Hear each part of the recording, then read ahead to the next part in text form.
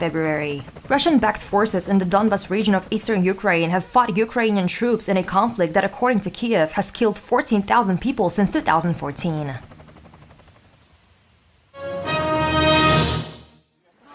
Tensions are running high at the Polish-Belarusian border. In a statement published on Twitter, the Ministry of Defense reported about 50 aggressive foreigners who tried to cross the border in Białowieża. The Białowieża region. Another attempt to illegally cross the border was thwarted yesterday by soldiers and officers. The attack by aggressive migrants was supported by the Belarusian services. According to the Polish border guard, there were 174 attempts to illegally cross the border on Monday. On the same day, border guard officers issued extradition orders against 66 foreigners to leave the territory of the Polish Republic.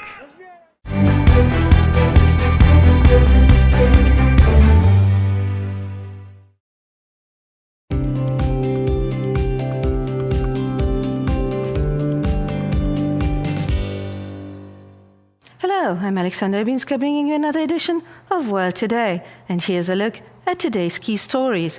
Tensions are growing between the US and Israel as Washington is trying to bring Iran back into the nuclear deal. Israeli Prime Minister Naftali Bennett warned his American counterparts that no matter the agreement struck in Vienna, the government in Tel Aviv will maintain its freedom to act against Tehran, including military strikes against the Iranian nuclear program.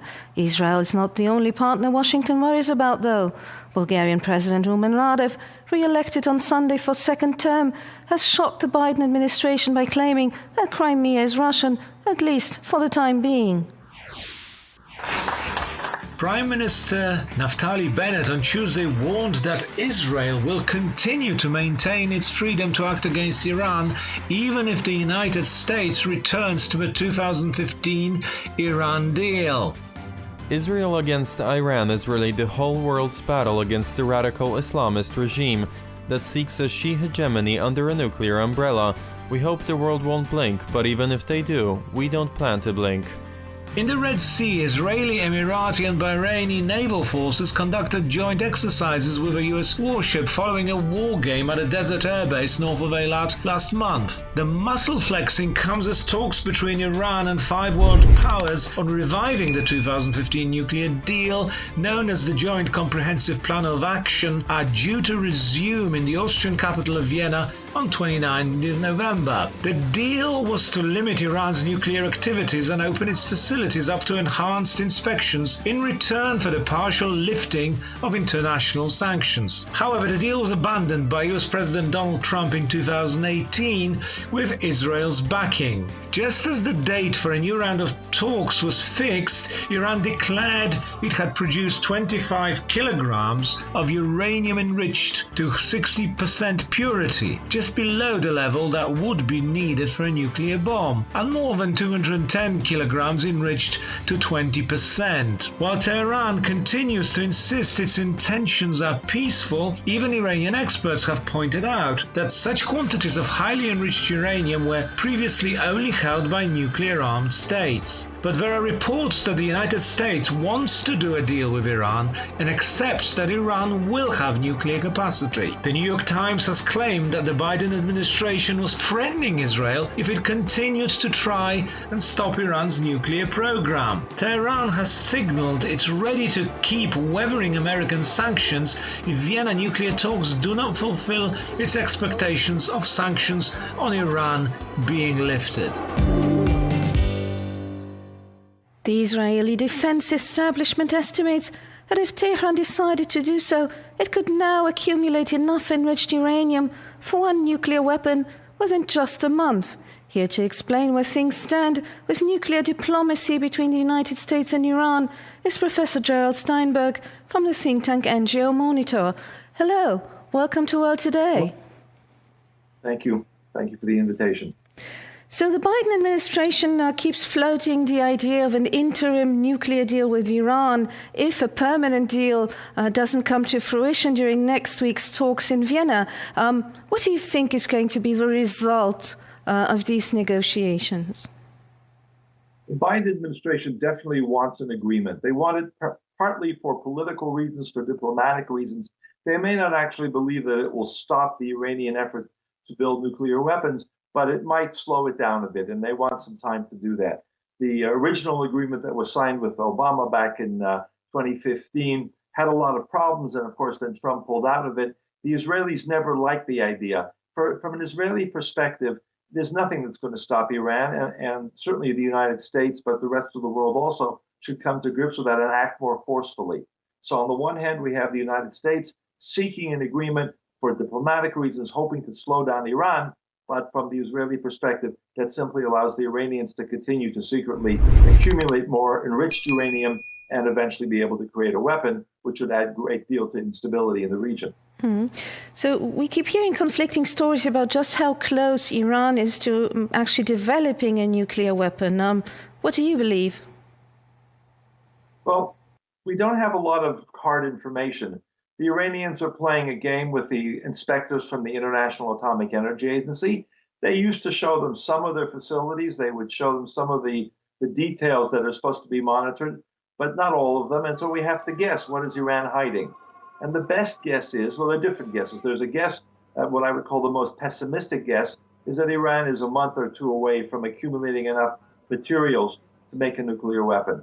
I'm less, pessimistic or optimistic from an Iranian point of view. I think it'll take them at least another 6 months to a year, even if they go all out, because it's not just about accumulating highly enriched uranium, but it's also about formulating a weapon, which is not that simple. They also need to find a way to be able to deliver it. I think that's going to take them a longer period, but they're certainly moving in that direction, and they are accelerating, and that's the serious problem, that Iran shows no interest at all in stopping its nuclear weapons program, and therefore it has to be taken seriously as a major threat. Well, then we should ask the question, why does Iran want to have nuclear weapons? And the second thing is, how is this going to impact the balance of power in the region? I'm going to start with the second question because in part it answers the first. Iran wants to be the dominant regional power, certainly a very powerful force. It's challenging the traditional Sunni Muslim countries, Saudi Arabia and the Gulf states in particular, and it's made Israel into its primary enemy. They talk about the great Satan is the United States and the little Satan is Israel, but there's a great deal of hostility. It's also a matter of asserting power. Iran wants to be the dominant power. It has proxy forces in Lebanon, basically controls Lebanon, the disaster there. It has a lot of forces in Syria and is definitely challenging Israel along the Syrian-Israeli border. It has forces in Yemen, the Houthis, which apparently are going to become out triumphant and push back the pro-Saudi forces. And so they have, and also in Iraq. So there's a series of areas in the region where Iran is becoming more and more powerful. If they have nuclear weapons, they will be the dominant power, and that would lead to a series of crises. They will attempt to assert that power. And I think that's the real reason Iran wants nuclear weapons, because it wants that power. It wants to be the dominant power. It does not want to have to balance or to respond to American pressure, to Israeli pressure, or to the Sunni Gulf states pressure. And that if Iran reaches that capability, because they are a revolutionary state, a destabilizing state, a state that's run by a small group of religious clerics with no real knowledge of the outside world, it could be very dangerous. Now, what is going to be Israel's reaction to that, since tensions have been rising between Washington and Tel Aviv? Because basically Israel says we reserve ourselves the right to military strikes against Iranian nuclear installations. So is this something that might happen? Well, Israel has been, or I would say, there have been anonymous attacks on various Iranian facilities, explosions. There have been attacks against individual leaders of the Iranian nuclear program. And so, that may have slowed down the program. There have also been cyber attacks, but it has not stopped it apparently. And those are attributed to Israel, perhaps some of them with the cooperation of the United States. It's not clear. But Israel has made it very clear on its vital national security. When it comes to Israeli survival, even American pressure will not prevent Israel from taking the actions that it thinks it needs to take. So it could very well be a scenario where the United States signs an agreement with Iran, and then Israel has a major series of attacks. The Iranians will retaliate, and Israelis know that they'll have to be in bomb shelters. They'll be attacked by rockets and missiles from Iran. But if the Israeli leadership decides that a nuclear Iran is too much of a threat to the survival of the Israeli state and the Jewish people, then Israel will act against to prevent Iran from getting that capability. I think they've made that clear. Well, isn't that pushing Israel a little bit into isolation, since you mentioned the US wants to sign the deal with Iran, but so want the other 5 world powers. So Israel's left alone, standing against Iran in this case? It could be that will be the situation, that Israel will be isolated. It won't be the first time. If we go back to earlier periods, back in the late 1960s, there were issues of security that Israel was told by the United States that the Americans disapproved. There was an attack on the Iraqi nuclear program back in 1981, and the United States was quite angry. It was under the Reagan administration, and there were sanctions against Israel for a brief time. There was the Israeli attack against the Syrian nuclear reactor not too long ago, about I believe it was 10 to 12 years ago.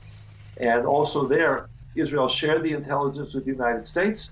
It's not clear whether the United States said, don't attack, but certainly the Americans said, we will not participate in this. So Israel has a history of preventing other countries in the region from developing nuclear capabilities, even without the agreement, and in some cases against the specific policies of the United States. And that's because Israel needs to defend itself and protect its vital interests.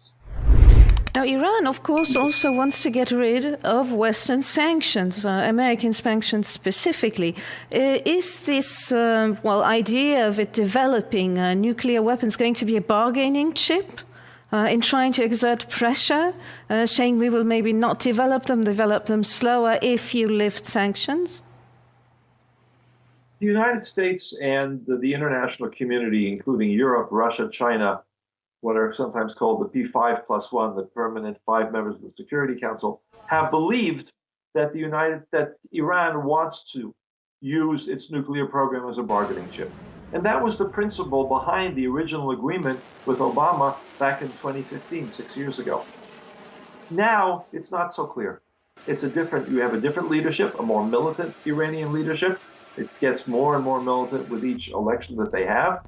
And it may be that they're only stalling for time. They're not interested in an agreement. That seems to be certainly the dominant interpretation in Israel of what the Iranians are doing. They want their cake, they want to have the nuclear program, but they also want lifting of sanctions. So they're looking for an interim agreement that will have very minimal impacts on their nuclear program, that might slow it down for a very short time, but will end the sanctions. The Iranian economy certainly needs to end the sanctions.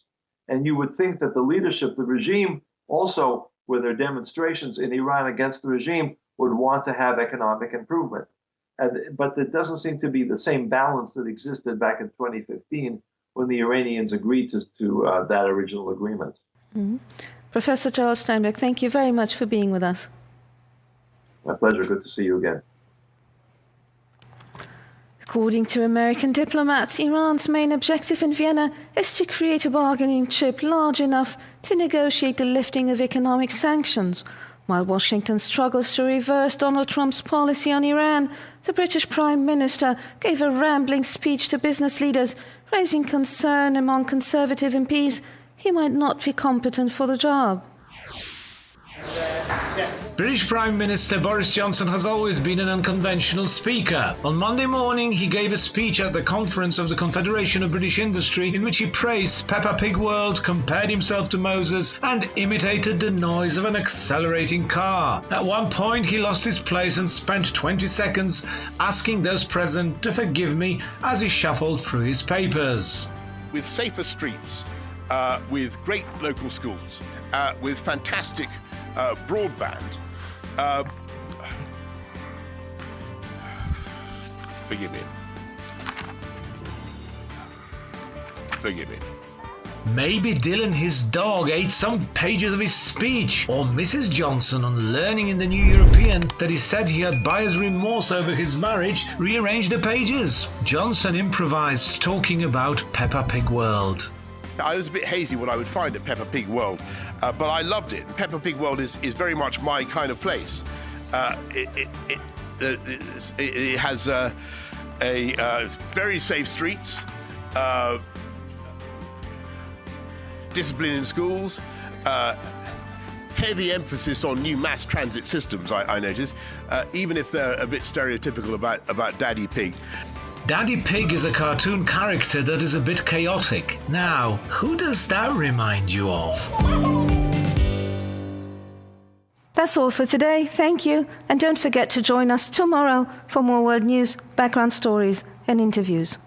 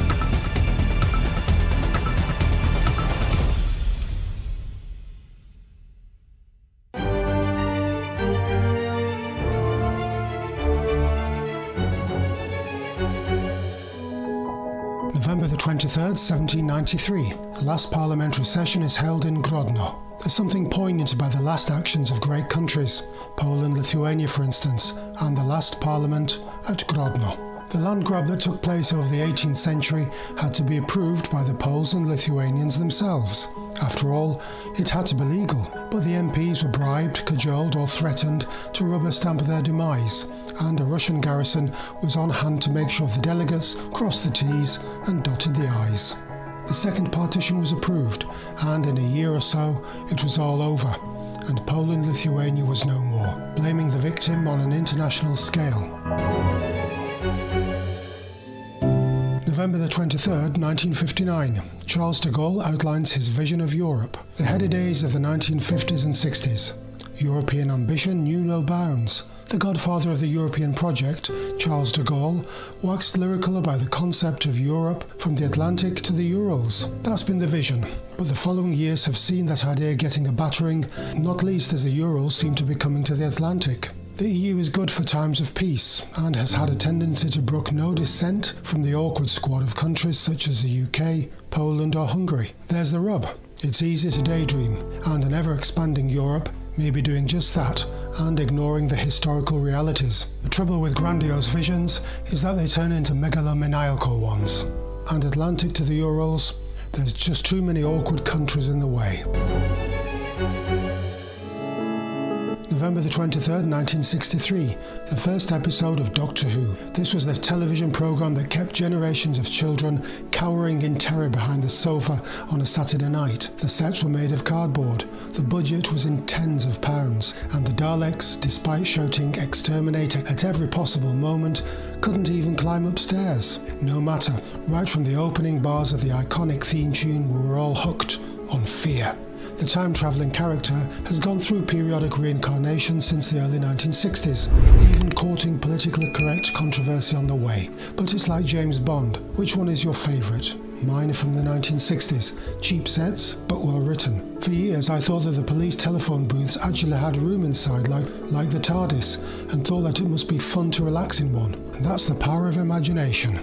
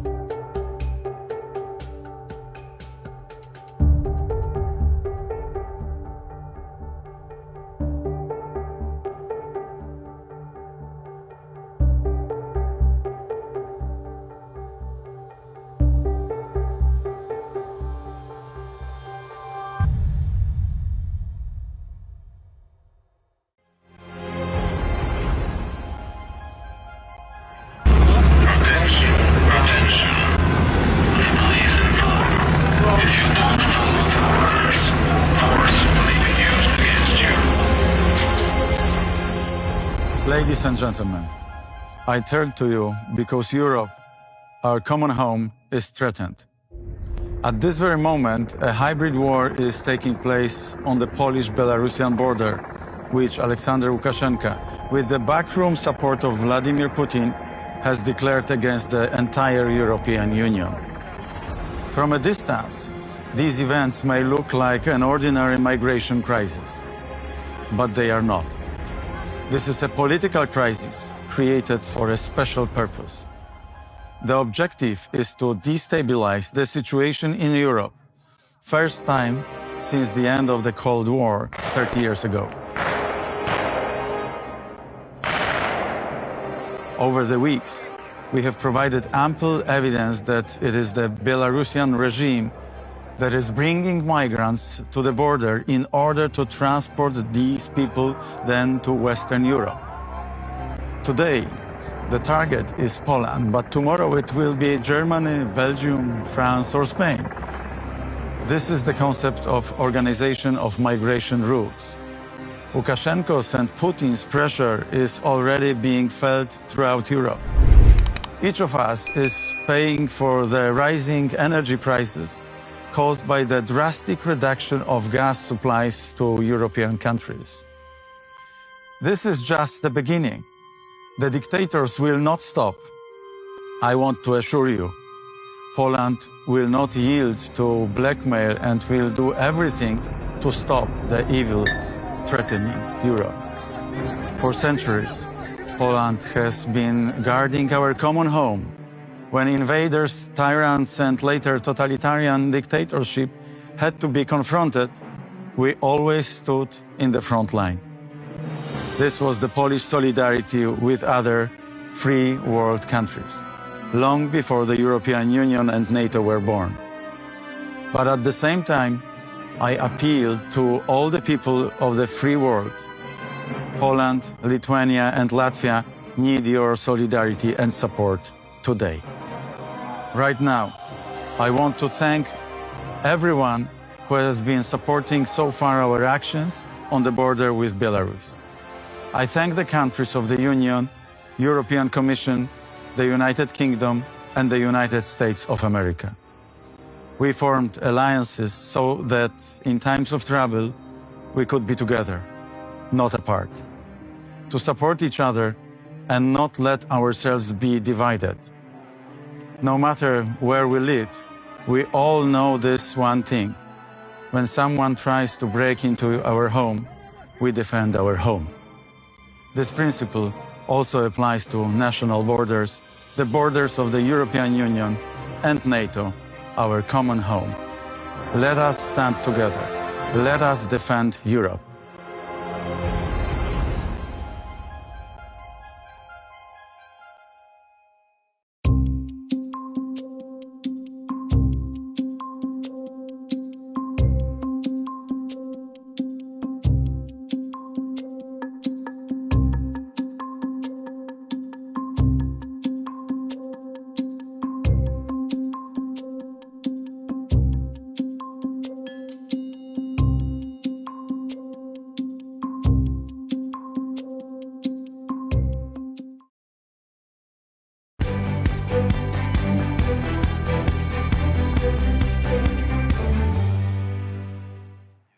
I'm Karolina Pączkowska. We are back to the TVP World.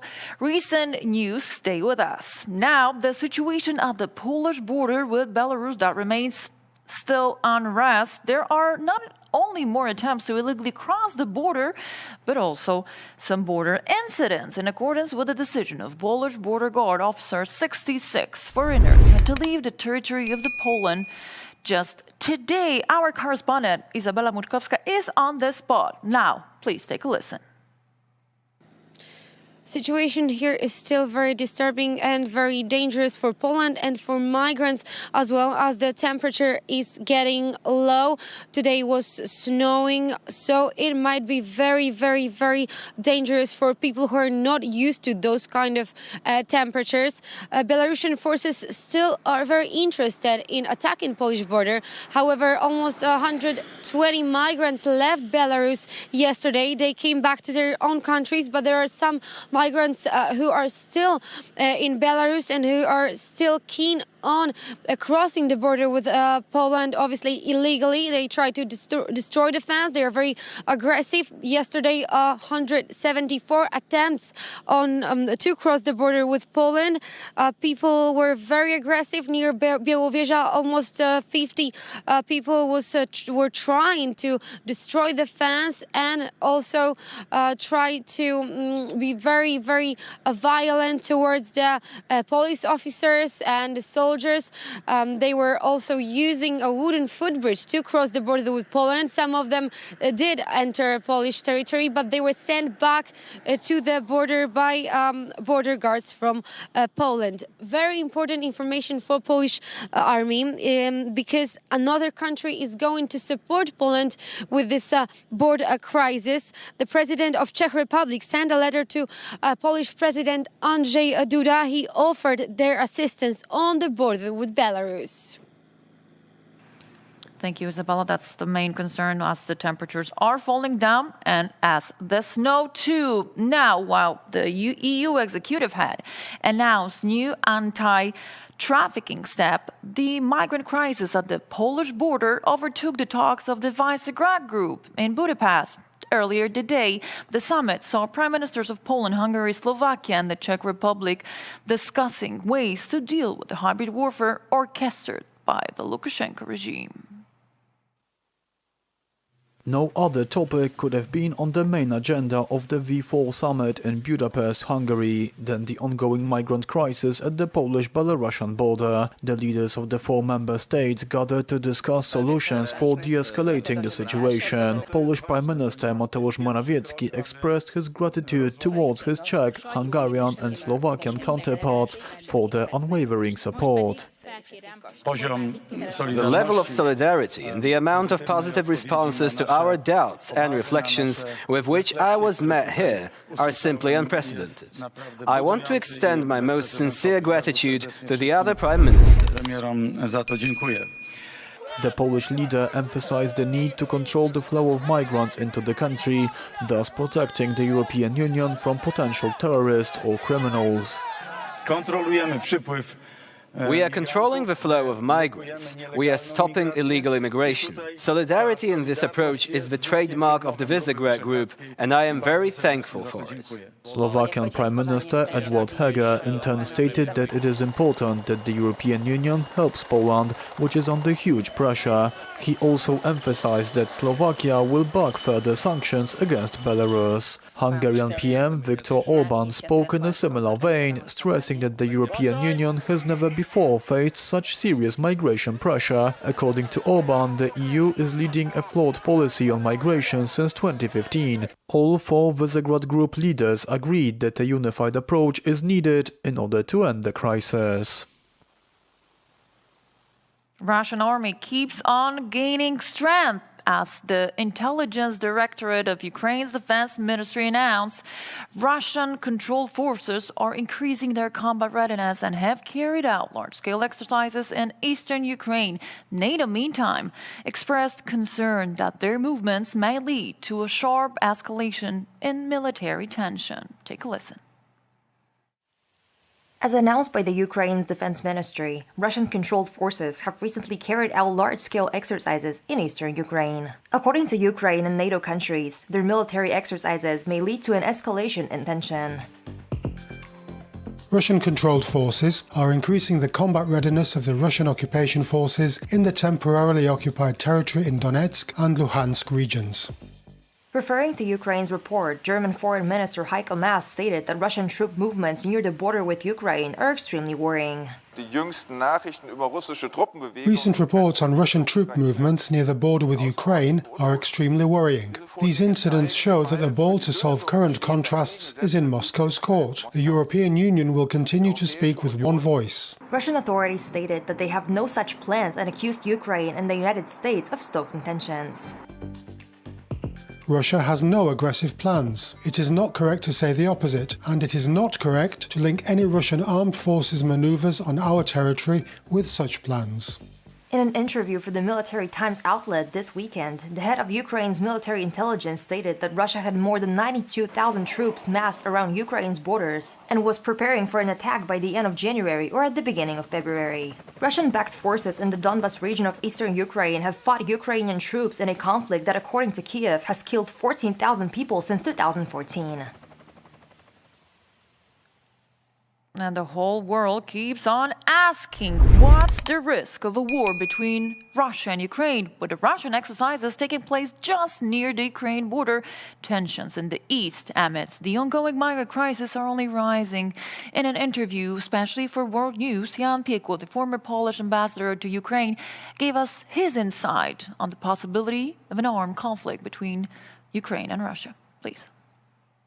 Russia is accusing Ukraine of provocations, of the will to invade the occupied Donbas and to take over Donbas and possibly Crimea.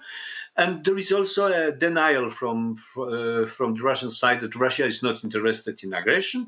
Russia is not preparing an aggression. And on the other hand, we have the information from intelligence sources, Ukrainian sources and American sources, that there is a really huge Russian military gathering on the border with Ukraine, and there is a problem with the northern border of Ukraine, which is the border with Belarus, and this border could be also used for aggression. So Ukraine will be attacked from the north, from the east, and from the south. What is the worst possible scenario ever? You're watching TVP World. What's up next? Speakers of the lower house of the Polish parliament and of the unicameral legislators of the three Baltic states have issued a joint statement on Tuesday morning condemning the instrumentalization of illegal migrants by Belarusian regime and appeal to the international community for further sanctions. Speakers of the unicameral legislatures of Lithuania, Latvia, Estonia and of the Polish Parliament's lower house, Sejm, issued a joint statement on Monday in which they have condemned the Belarusian regime for the use of illegal migrants as weapons in the ongoing orchestrated crisis on the border between EU member states and Belarus. Tuesday's statement followed the meeting between the prime ministers of 4 countries who discussed the matter on Monday. We categorically denounce the continued instrumentalization of illegal immigration sponsored and artificially created by the Belarusian regime as a part of a hybrid operations targeting Poland, Lithuania and Latvia, and thereby the entire European Union for political purposes. The statement was addressed to the international community, in particular the migrants' countries of origin and those through which they pass on their way to Belarus, to take decisive steps that will curtail the flow of migrants. Some countries, such as Iraq and Turkey, have already undertaken such steps over the past month. The statement also stressed the humanitarian aspect of the migrant crisis orchestrated by the Belarusian regime, which the speakers have called illegitimate. By that, they were referencing the fraudulent election that sparked protests in Belarus last year, later violently clamped down by the regime. In addition to the appeal for further sanctions against Belarus, which according to Polish Speaker Witek needed to be, quote, radical, decisive and burdensome, the statement appeals to EU institutions, in particular to European Council and the European Council of Foreign Relations, to adjust the Union's legal framework to better deal with such crises. During the following press conference, when asked how she assessed the chances that the European Union will be able to come to a uniform and harsh position, Speaker Witek responded that she remains optimistic. She followed by saying that the regime, which only understands the language of force, must be faced with successfully harsher sanctions which needed to be introduced swiftly. We move overseas. The United States announced on Monday that it would impose further sanction on Nord Stream 2 gas pipeline. These embrace 2 vessels and a company. Currently, the pipeline, though completed, is still waiting for a certificate by the German authorities. The State Department targeted 2 vessels and a business entity, Transadria Limited, in its current ratcheting up of the sanctions. The US administration, though generally opposed to the project, had waived sanctions on the pipeline operator in the summer, having reached an agreement with Germany on this matter. However, this was on the understanding that Russia would not use gas supplies as an energy weapon. These criteria were unclear. Recently, Russian hopes for a quick start to operations were dashed when German regulators temporarily suspended the final step in the process, certification. The Nord Stream 2 pipeline, costing $11 billion, carries gas from Russia's Arctic gas fields into Europe via Germany and has long been a bone of contention between Russia and Germany and Central and Eastern Europe. And as we brought up Russia, Google, Apple, Twitter, and others are being pressured by Kremlin to open up offices in the country. It's a move designed to facilitate tax collection and control by the authorities. Tech companies have been given a New Year's deadline with the threat of blockage for non-compliance. 13 technology companies have been given until the 1st of January 2022 to open offices in the country have faced blockage of their services if they don't comply. The move to force the establishment of representative offices in the country is by making them Russian legal entities, open to control and taxability. On the list are Google, including YouTube, Apple, meat platforms including Facebook, Instagram and WhatsApp, Telegram, Twitter, TikTok, Zoom, Viber, Pinterest and others. Failure to comply with registration may incur delay in or deletion of services. Some of tech giants have faced fines in Russia for refusing to divulge information on Russian users, as well as refusal to delete forbidden content. Fines have amounted to 187 billion rubles, or $2.5 billion. A bus carrying tourists from North Macedonia burst in flames. At least 46 people were killed in the western region on Tuesday morning. Most of the victims were from North Macedonia. A tragedy as a result of which at least 45 people were killed, including children, and 7 were rushed to hospital in the capital city of Sofia took place on Tuesday morning in Bulgaria's western region. According to Bulgaria's Interior Ministry, the bus either caught fire and then crushed, or crushed and then caught fire on a highway. Most of the victims were from North Macedonia. According to TV Nova, the Bulgarian Prime Minister Stefan Yanev called the Macedonian Prime Minister Zoran Zaev to inform him about the tragic accident. And it's about the time to bring you the newest COVID-19 data. Cases of coronavirus are rising amidst protests and appeals for vaccination. In Hungary, for instance, it's possible to get vaccinated without prior registration.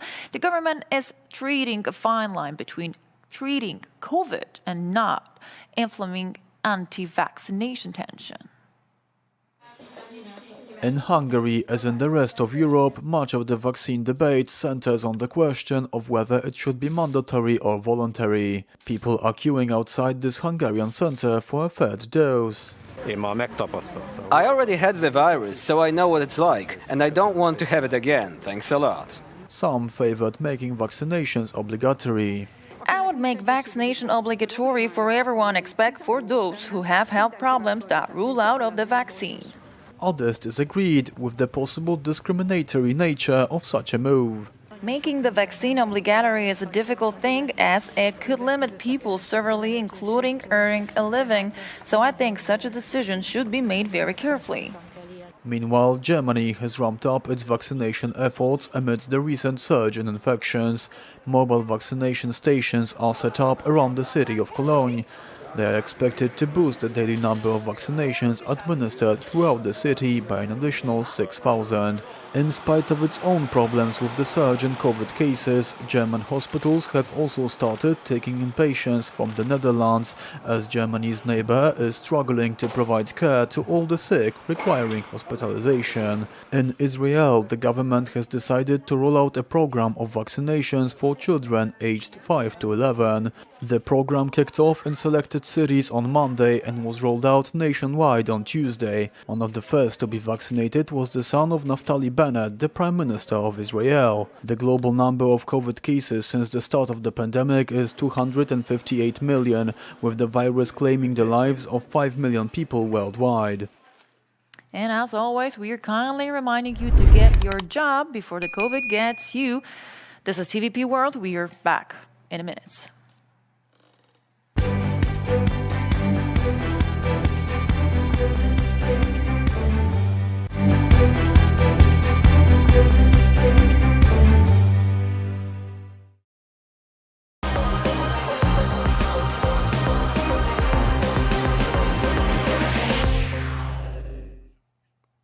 Hello, I'm Jonasz Rewiński. Welcome on board the Eastern Express. I hope you enjoy the journey. This time we're off to Moldova, where the population may soon find the tired winter's coming cliché even more unfunny.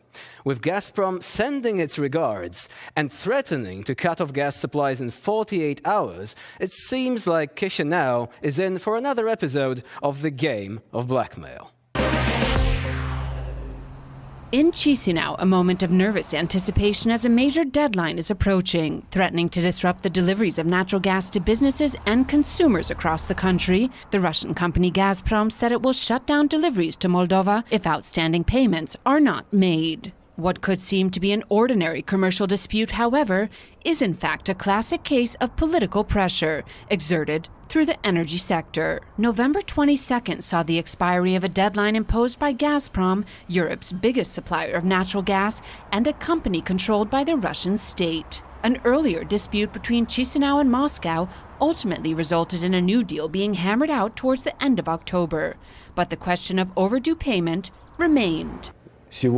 The deadline for current payments is November 22nd, and no payment has been made. Therefore, today, Gazprom notified the Moldovan side November that in 22nd 48 hours, saw the gas expiry supplies of to Moldova would be stopped in accordance with the contract.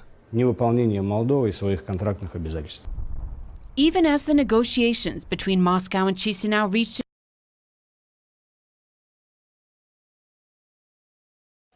Halo, witam.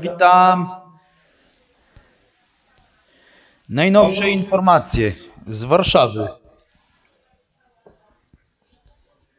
Całkowity brak karetek niecovidowych. Można sobie czekać 8-12 godzin na karetkę. Zalecają, żeby samodzielnie dotrzeć do szpitala. Oby tej nocy nikt zawału nie dostał, bo już nie uratują. Także powiem wam, masakra. Chyba w Mazowieckim najbardziej szaleje to co szaleje na świecie. Także nic ciekawego. Witam, Lilka. O, jakaś nowa subskrybentka. Z orzełkiem. Z godłem polskim. Witam, witam.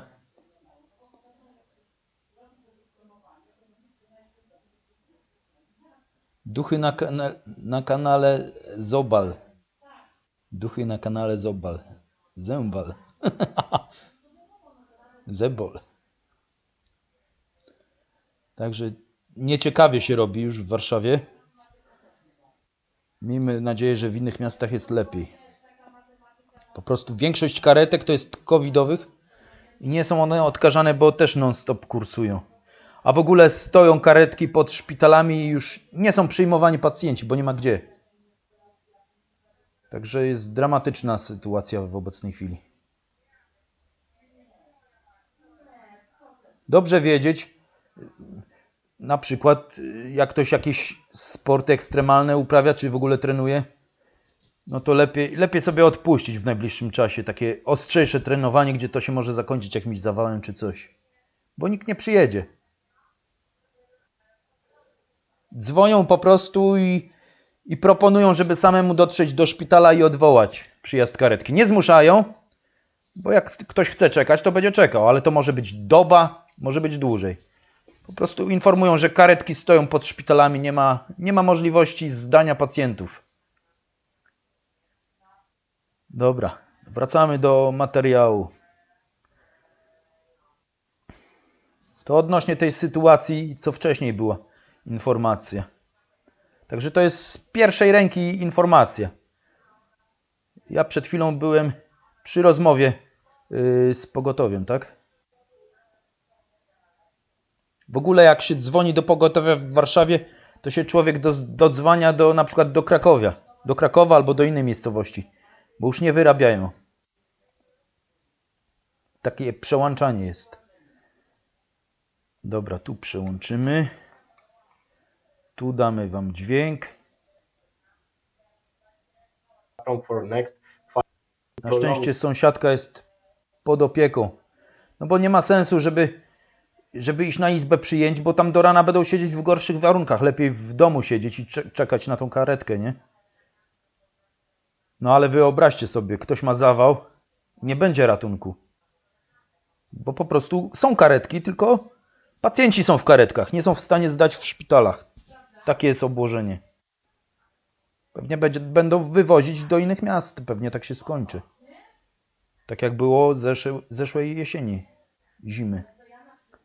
From Russia, it did get heavy support from European Commission. It didn't happen yet when it comes to Moldova. We have talks, but our Western common works are Witam slow, wszystkich. Russia Witam Cię, Mirek. Już Cię dzisiaj witałem. Mirek z Czech Republic. And it consists of two controversial deals. Ja już dzisiaj Ci mówiłem dobry dzień. Dobry dzień, jakoś tak.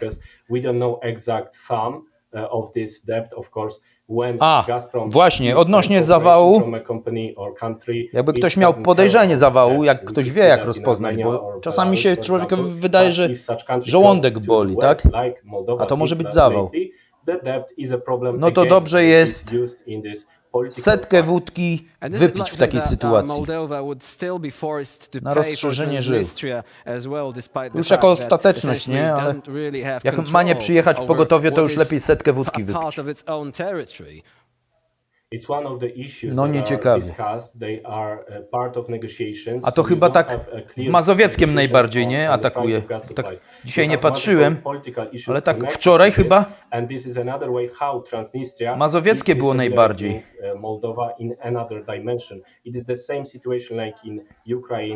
Zaraz podejrzę. Także ja uważam, że teraz powinni zwiększyć restrykcje, żeby... Bo ja rozumiem, nie było restrykcji, bo gospodarka i tak dalej, ale przynajmniej w tych regionach, gdzie jest duża zakażalność, to w takim przypadku, jak już brakuje miejsc w szpitalach, to już... No, mazowieckie 3700, a to co wcześniej lubelskie było tak zawsze wysoko, to 1500. Małopolska 1500 czy 1600, to jakoś jedno z tych. Agreed to integrate, so we need to protect our partner. So looking into the future, do you Także think that nieciekawa Moldova sytuacja. will actually be caving in to Gazprom's demands and not only paying a huge amount of money to Gazprom, but also essentially No i widać to też veering away po from osobach its zmarłych, course coraz towards więcej umiera. Europe, to its integration with the European Union, possibly NATO at some point, No and actually niestety. sticking with this alliance with Moscow that essentially became threatened following the results of the most recent elections when Maya Sandu took power from Igor Dodon. So for now they have no other choice than to import natural gas from Russia because Przed nami trudna zima, teraz czytam. Nawet 2 200 000 będzie ofiar. To gdzie? A nie, to do wiosny w 53 państwach europejskich i środkowoazjatyckich może nastąpić 7. A, czyli na całym świecie 2 200 000. To chyba więcej niż do tej pory, nie? No. A z reguły czwarta czy piąta fala to już zawsze była gasnąca, nie? Ja wam powiem, to nie jest naturalny wirus.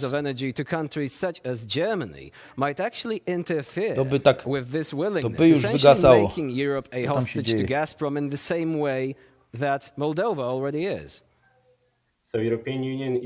Moje serce zaatakowało, gdy spojrzałem na moje konto bankowe. A co, takie wpływy duże? Mirek Czech Republic? Czy poniżej zera?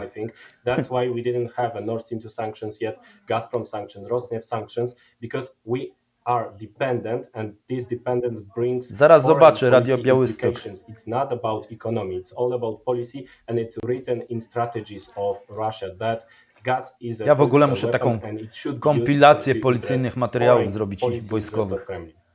And do you think that there will be any measures taken towards enforcing the concept of European energy solidarity? Because it seems in situations such as this one that it might be something that does look good on paper, but when push comes to shove, we essentially are seeing some countries breaking away from that because all of a sudden we can see that Dostaną jakieś wsparcie od państw NATO, czy tylko znowu wyrazy wsparcia? Any efforts towards making this concept a real deal instead of just being something that's on paper but doesn't really mean anything in the real world. So we took some steps already, for example, Polish PGNiG company provided Dziedzictwo po moim wujku w Anglii. No to dobrze. No tylko dziedzictwo. Tylko, że wujek umarł, tak? Tools to help Moldova because we have a precedent from Ukraine. We've managed to do that. If there is a political will, if there is decision from European countries that we want to help Moldova together, there is a solution. We need to achieve some results. Co do wirusa, to there is a gas crunch in Europe, though, and there are suggestions that it was caused by Gazprom by lowering the supplies to storage facilities, so that Russia would be able to say, well, we can help you out by opening Nord Stream 2, which they really want to do. But the other question is Russia actually able to use this sort of blackmail against all of the European Union? So that, for example, if there is anything happening in Ukraine, including possibly a military intervention, then Europe wouldn't be quite as willing to do anything because they would be afraid of facing yet another gas crunch in the near future as a response to their actions concerning what Russia is doing. Okay, so we already see that Russia is increasing the price of resistance, and we see it in increased gas prices that are influencing the market inside EU, especially Western Europe that is heavily dependent on natural gas. For example, Poland has coal, and in this context, it's good that we have it. But it is a price to be paid for our independence, for our common policy that was agreed and should be enforced. And this policy is also including not letting Gazprom increase its presence, its influence over European countries. And when it comes to Chińczykom, they have limited possibilities to blackmail. Tak, i dzięki WHO, dokładnie. Ale wiecie, kto jeszcze to finansował? Nasz sojusznik.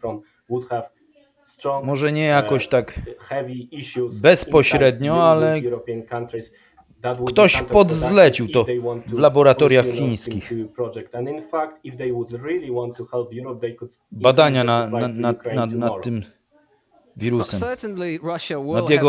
Nad stworzeniem jego mocniejszych wersji, żeby zobaczyć, co się będzie działo, jak on się będzie tam zachowywał w laboratorium. Ale się wydostał, tak? Podobno to laboratorium nie miało odpowiednich zabezpieczeń.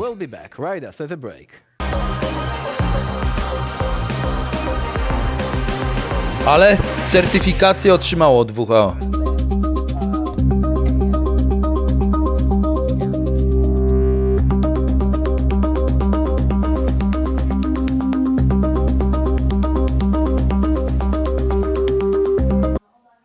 Chiny się uporały z pierwszą falą, ale teraz tam podobno druga fala jest. Tylko że oni już tego nie ujawniają. No, pewnie mają szczepionki, tak? Takie naprawdę skuteczne. Ale ja nie mówię tutaj o tej eksportowanej do innych krajów, to nie wierzcie. To jest na pewno co innego niż to, co ludziom podają. Zresztą tam gazowano całe miasta. Ludziom karaluchy w mieszkaniach, w blokach wychodziły spod szaf, z różnych miejsc. Taką trucizną psikali, żeby odkazić miasta. Wiem, bo jeszcze w Polsce nie było epidemii. Nie wolno tego słowa mówić, nie?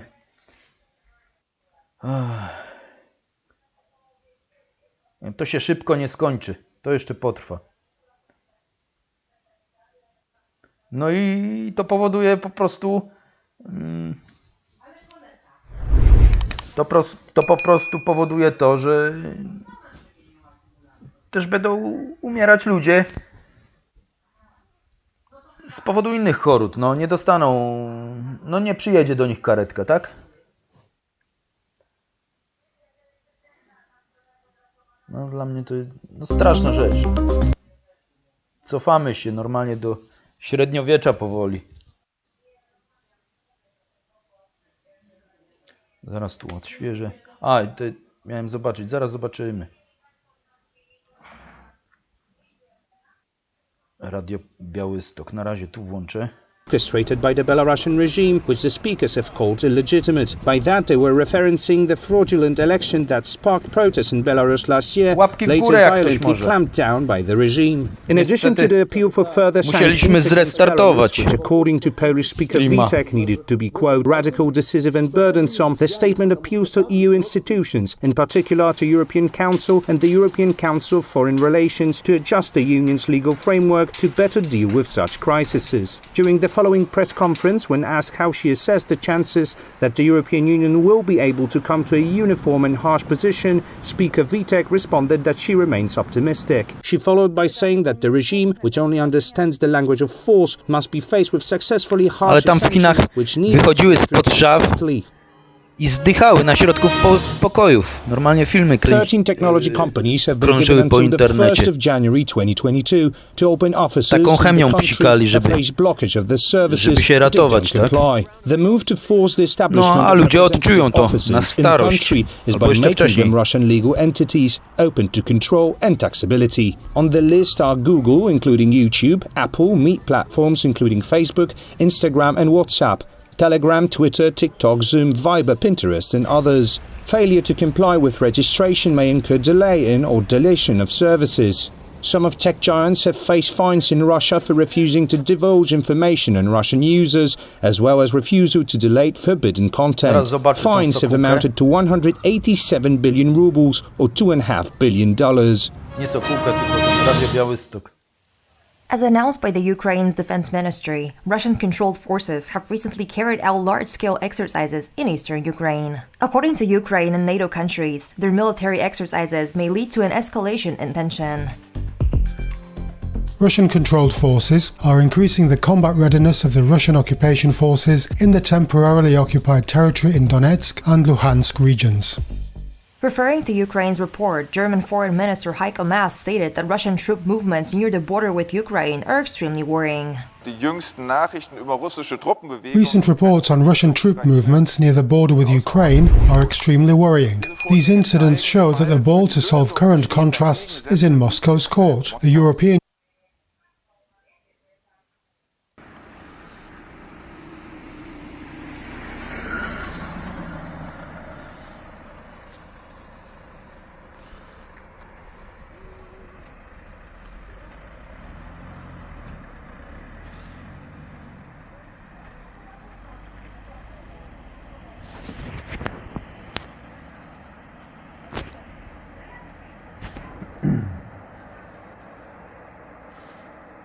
To tylko taki.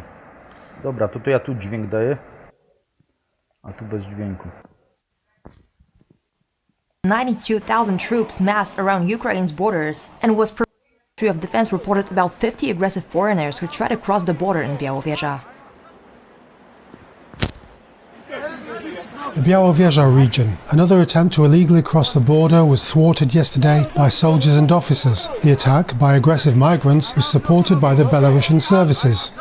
According to the Polish border guard, there were 174 attempts to illegally cross the border on Monday. On the same day, border guard officers issued extradition orders against 66 foreigners to leave the territory of the Polish Republic.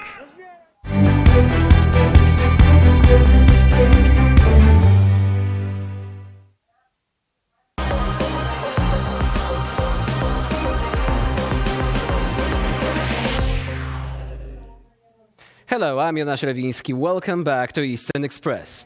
Still to come, the US considering sending weaponry and staff to Ukraine, an update from Poland's border, where the Lukashenko regime is continuing its siege, hybrid warfare style, plus Germany giving Lukashenko the cold shoulder on migration. The US is considering sending military advisors and equipment such as weaponry to Ukraine. This comes as concerns rise over Russian military buildup near the border and the possibility of another Russian invasion as soon as January. Russia's Foreign Intelligence Service, the SVR, pushed back on the US's warnings about a potential invasion, calling the US warnings about a potential invasion absolutely false. The Kremlin has accused the West of artificially whipping up tensions around Ukraine and told Washington and its allies to stop a military buildup nearby. You cannot exclude that such hysteria is artificially escalated. We are blamed in some unusual military activity on our territory by those who have brought the armed forces from across the ocean, the United States of America. This is not logical and quite unpolite. However, the concerns over Russia are widespread, and the U.S. Secretary of State Antony Blinken has underlined this repeatedly.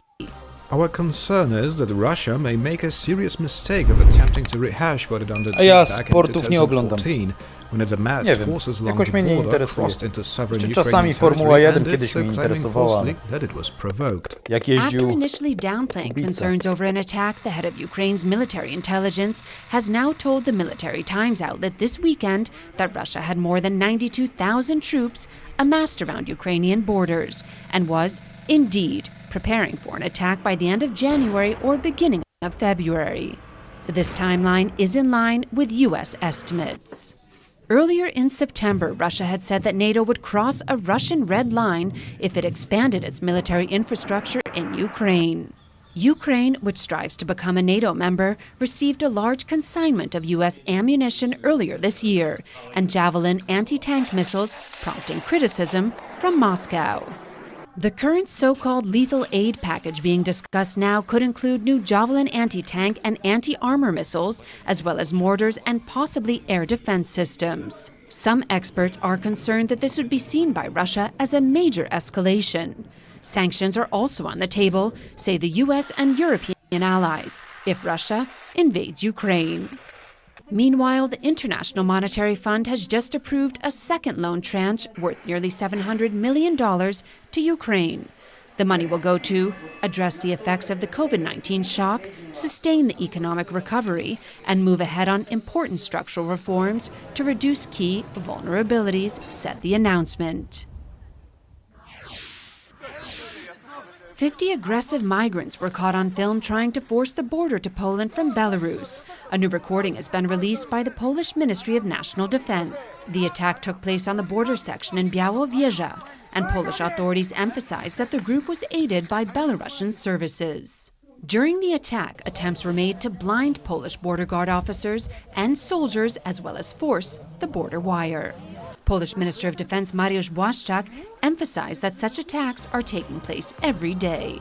Every day, aggressive migrants supported by the Belarusian services try to illegally break through our border for many weeks, and tonight as well, Polish soldiers and officers have stopped Lukashenko's hybrid attack and defended Poland and the whole of Europe. In an interview for RMF-FM radio, Jakub Kumoch, the head of the Presidential International Policy Bureau, said that Belarus was testing the defense capability of the Polish border on behalf of Russia.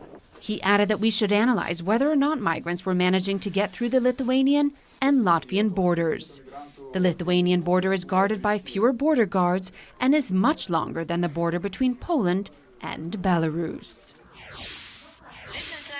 Strong words were spoken towards Belarus by U.S. Special Envoy to Belarus Julie Fisher. At a Wilson Center conference, she said that the U.S. and EU will soon impose new sanction pressures on Belarus, and that Alexander Lukashenko bears full responsibility for the migrant crisis taking place on the external border of the European Union. The EU is expected to impose a fifth round of economic penalties by December 2nd, targeting some 30 individuals and entities. No concrete date was given for the U.S. sanctions. Meanwhile, Berlin has rejected a Belarus proposal for Germany to have a humanitarian corridor to Germany for 2,000 migrants who are currently on Belarusian territory. The Lithuanian president backed the announcement from Germany. I can say very clearly there are no agreements on the division of the migrants, 5,000 migrants or 2,000 migrants. This did not take place. The German Chancellor had the goal to solve the humanitarian crisis, which can be solved by stopping new flights to Minsk and encouraging flights to take the migrants back to their homeland. Both things are happening, and quite successfully, and I think that time has come for bilateral contacts to be changed in favor of multipolar contact, to avoid any suspicions that something happens behind someone's back, and this can be done by European institutions at a non-political, technical level. Belarus's authoritarian ruler has accused European officials of failing to engage with Minsk on solving the problem, and warning it could lead to armed conflict. In fact, Lukashenko was quoted on November 22nd by the Belta state news agency as saying he didn't want the crisis to escalate and that we don't want confrontation because we understand that if we go too far, war is unavoidable. German Chancellor Angela Merkel talked on the phone with Belarusian opposition leader in exile Svetlana Tsikhanouskaya about the political crisis in Belarus and the difficult situation at the border with the European Union. Germany's support for a Belarusian democracy was underlined. Russia is nearing 10 million confirmed cases of coronavirus since the beginning of the pandemic, and almost 270,000 deaths. This means that Russia is now the world leader in coronavirus deaths for the first time since the start of the pandemic. Another equally harrowing statistic is the so-called excess death toll, which is the number of people dying more than usual from all causes of death. Since the start of the pandemic, this number stood at 723,000, even before the most recent wave took off. Some estimates put this number at closer to 850,000 excess deaths. The actual death toll is being skewed by official figures, not only in Russia, but India and China as well. In the month of September in Russia, according to the Rosstat Government Statistics Office, more than 200,000 people had died of all causes, which is 45% more than in the same period in 2019. For today's episode of Eastern Express, it's the end of the line. Please stay tuned for more latest news and comments from the East tomorrow, and in the meantime, stay with us here on TVP World.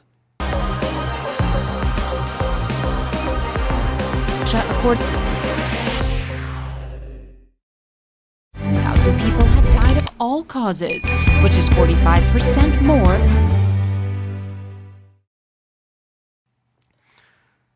Hello, I'm Jonasz Lewiński and you're watching TVP World. After the crisis began on the Polish-Belarusian border and earlier on the Lithuanian border with Belarus, Poland and the Baltic states were the first to respond. Now, the big question is this cooperation likely to bring results, and are there any aspects of the crisis that the foreign media, especially in the West, are actually forgetting about as time goes on? Joining me here today is Raimund Klonowski from the Kurier Wileński newspaper in Vilnius. Hello and welcome to TVP World.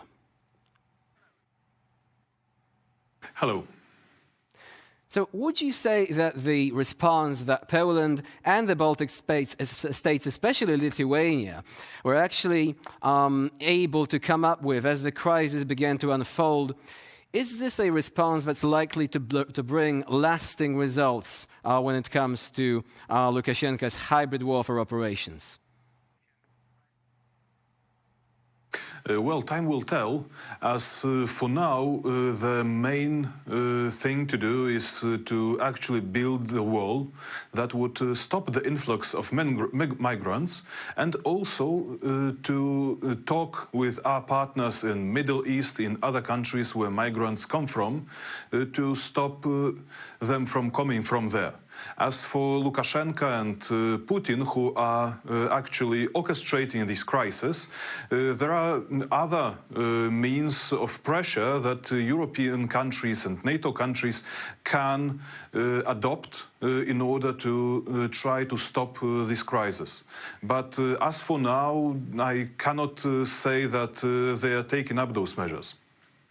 And the crisis itself actually began in the summer in Lithuania. So initially there were reports coming in from Lithuania of migrants gathering at the border and trying to cross over. Later on, this crisis was actually transferred to the Polish border, and now we're mostly hearing about incidents over there. But do you think that the way Lithuania responded to the crisis initially had anything to do with this change of tactics on Lukashenko's part? Well, Lithuania has been hit by this migration attack by Lukashenko in late spring this year, and before Lithuanian border guard received orders to stop migrants from going through the border, more than 4,000 illegal migrants actually crossed this border and were stopped in Lithuania. So only after Lithuanian border guard started stopping them at the border and not letting them in, only then Lukashenko has changed tactic and actually moved the vector of attack towards Poland. So pretty much if Lithuania would not adopt a tactic of stopping them at the border, the attack would continue at Lithuania and not go towards Poland. One could say, however, that Poland is also adopting a fairly decisive set of measures and is not allowing migrants in by any stretch of the imagination. This is not a situation that Lukashenko was actually predicting. On the other hand, however, there is a difference, one could say, in the approach when it comes to the way this debate has been developing in Lithuania and in Poland. Do you think that Lithuanian politics has anything to do with it, with the political elites showing a greater degree of unity when it comes to preparing a response to the crisis? I would agree with that. We have to bear in mind that this whole crisis has been orchestrated by Russia as an operation to pretty much weaken and destroy the security system of Europe, the external border protection system of whole Europe. So that's one of the vectors of this operation, but other is pretty standard vector of Russian special operations. So this is operation aimed at disintegration, disinformation and destruction. So pretty much of destroying the trust in society, in institutions of society and in institutions of the state. So essentially what we can see in Poland that this attack has brought more fruit with lower cost than it would so in Lithuania. So that is the reason why the main brunt of this attack is now aimed at Poland. So does it mean that Lukashenko has found a rift in society, in Polish politics, that he is ready Jak to chcecie mnie na exploit wizji, further as time goes by? to zaraz będę. He will Ja tu definitely jestem. continue this operation if No, no sąsiadka measures are będzie taken, czekać pewnie do in rana order na to stop karetkę, it. tak jak mówiłem But wcześniej. what we have to remember is that Lukashenko Nie ma is only karetek part of it. dla niecovidowych. He's Zresztą dla covidowych pewnie też. of, Stoją the karetki pod human szpitalami, nie ma już trafficking miejsc. at this local level, but we do not, we cannot forget the global picture, which is also showing us the role of Russia in it.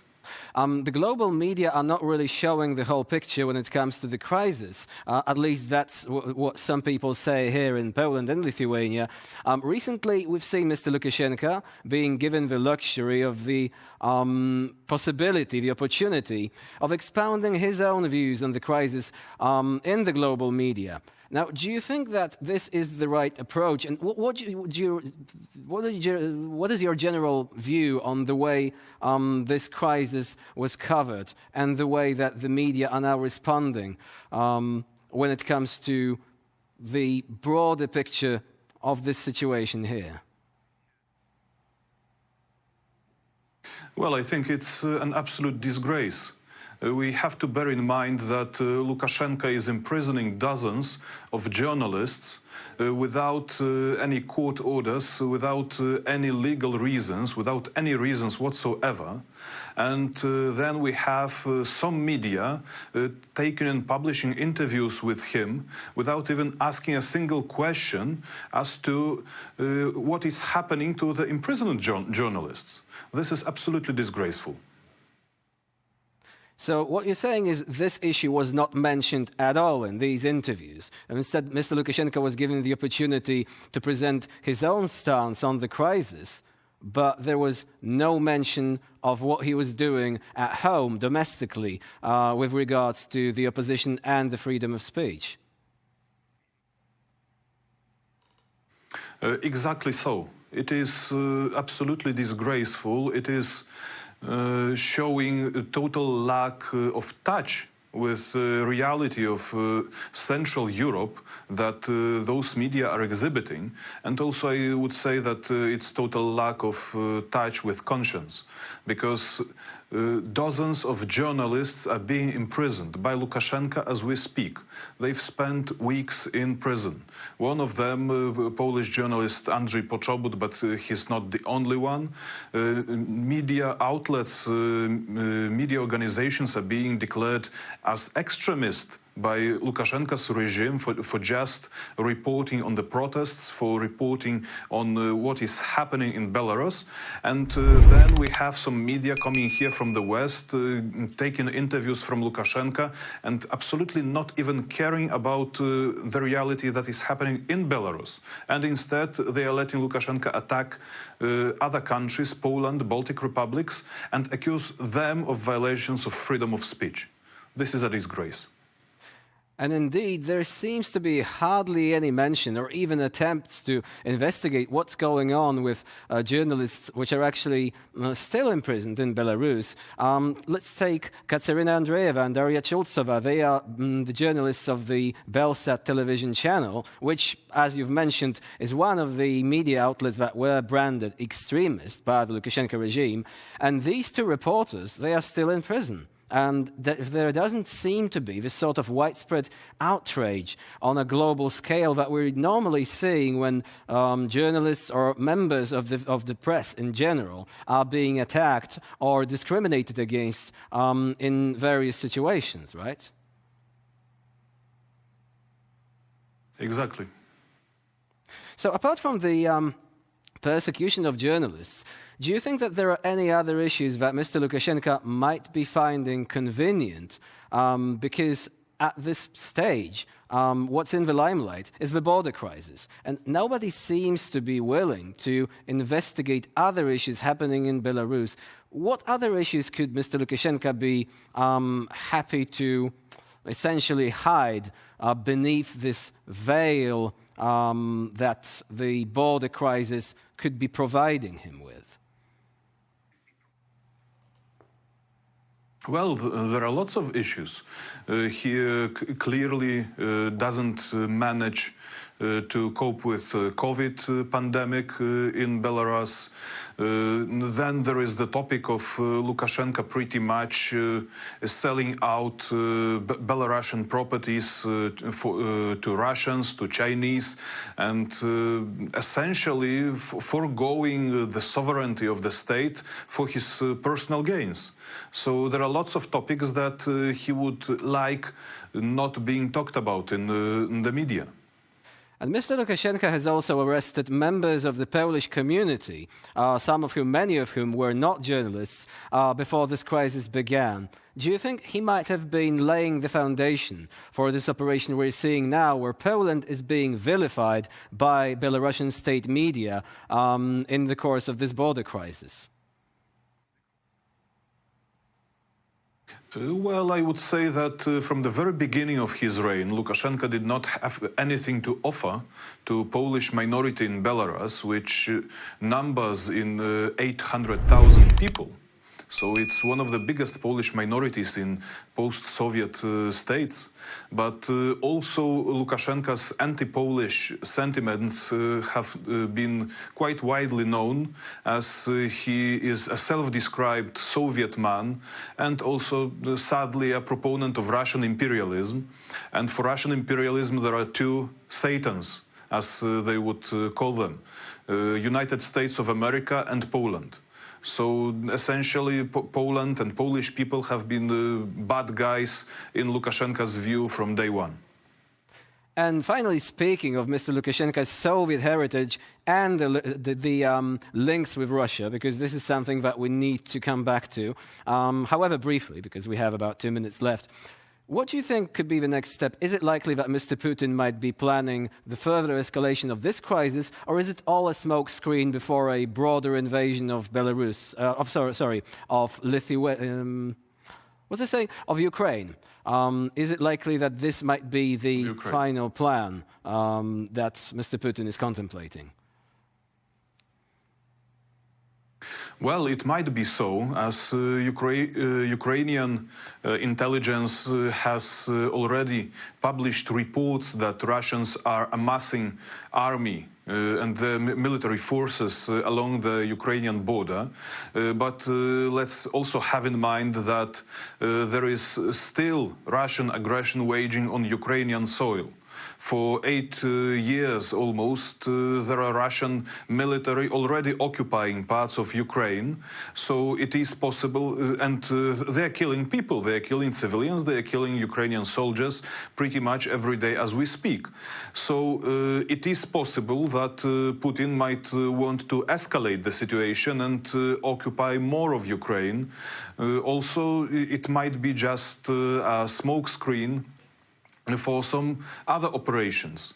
We know that there is a huge problem for Europe as Russia is putting Nord Stream 2 gas pipe into work, so Putin might just escalate the situation in order to blackmail Europe into certifying this pipe for him, which certainly does not lie in European interests.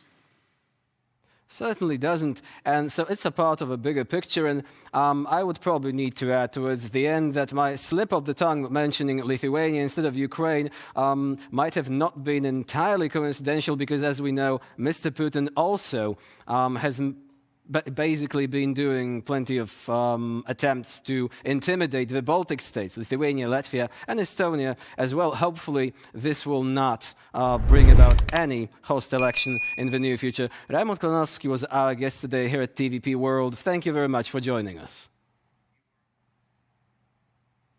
Thank you. Have a nice evening. You're watching TVP World. Please stay with us for more.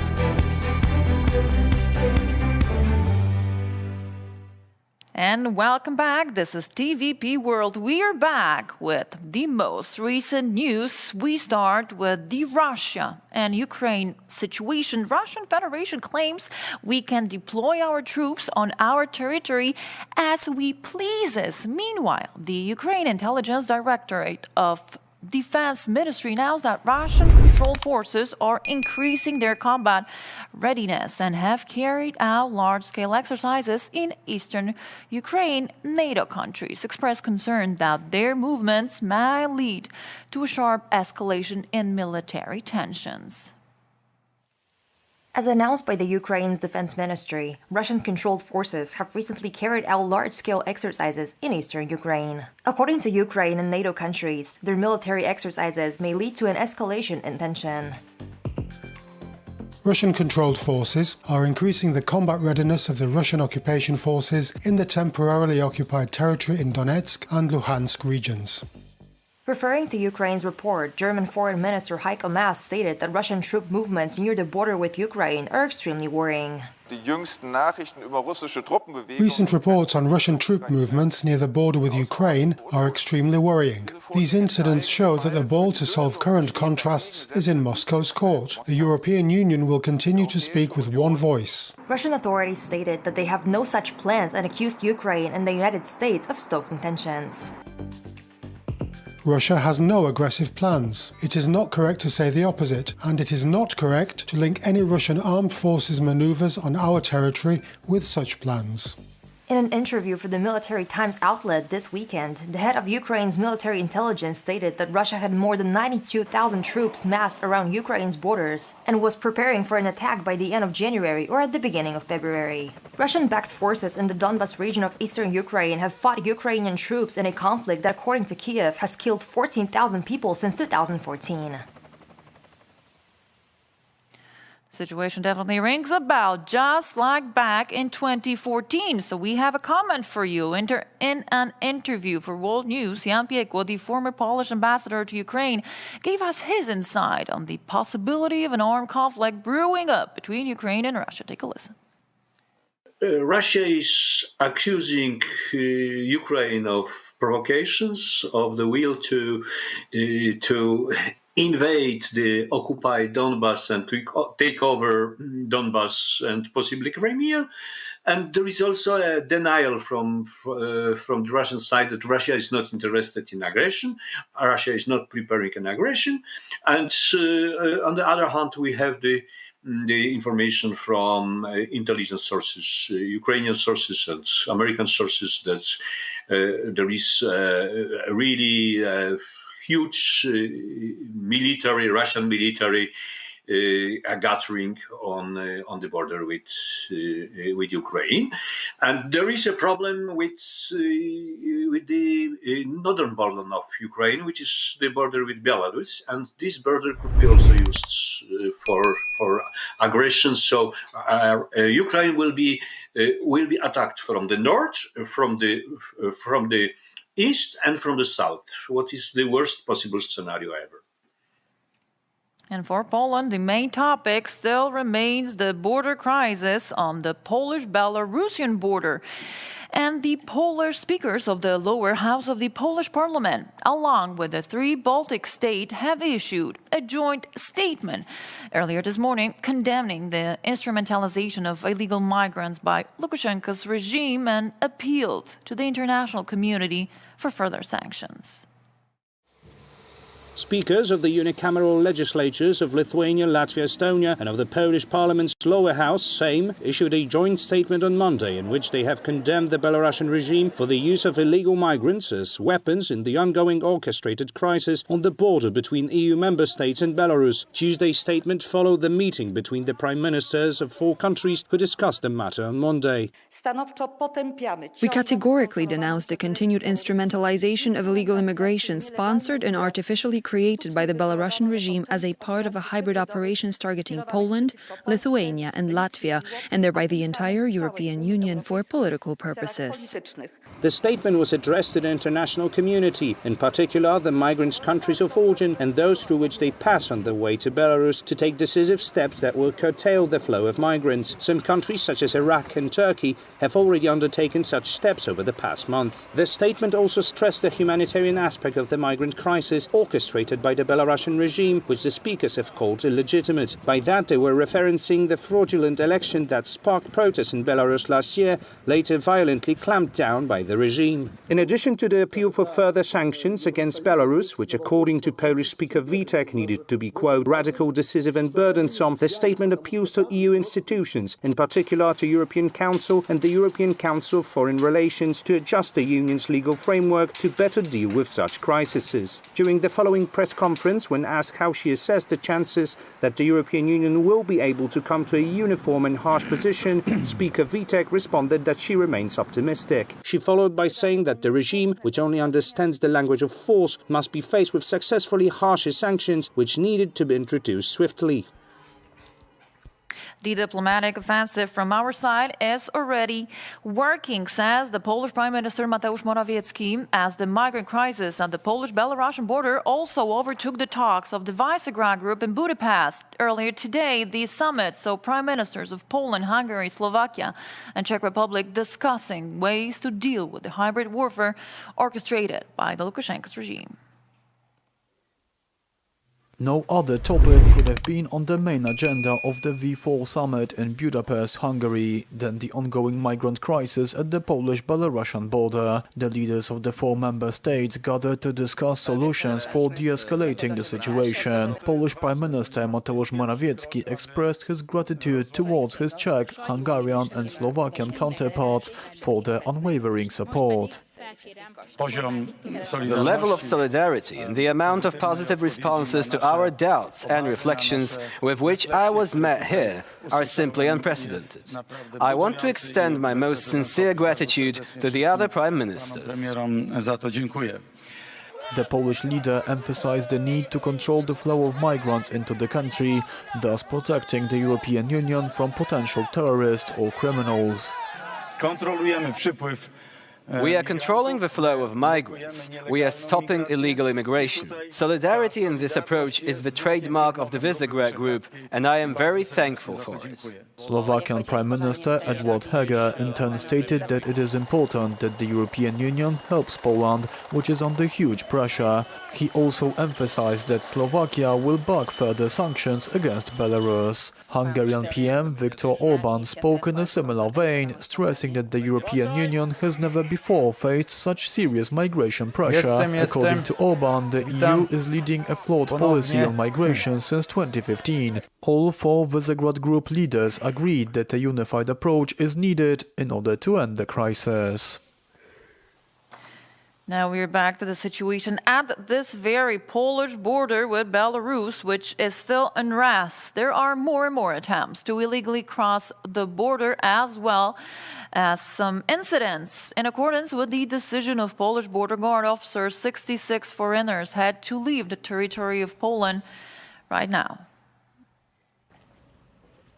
Tensions are running high at the Polish-Belarusian border.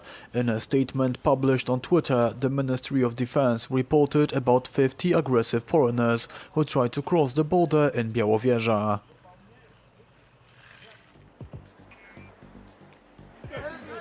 The Białowieża region. Another attempt to illegally cross the border was thwarted yesterday by soldiers and officers. The attack by aggressive migrants was supported by the Belarusian services. According to the Polish border guard, there were 174 attempts to illegally cross the border on Monday.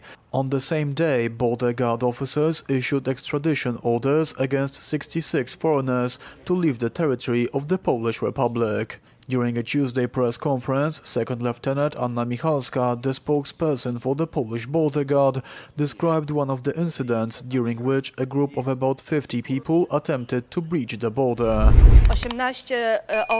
18 of them were trying to cross the border by force. They were throwing stones, used planks and ladders to serve as footbridges to cross over the razor wire. Stun grenades were being thrown from the Belarusian side.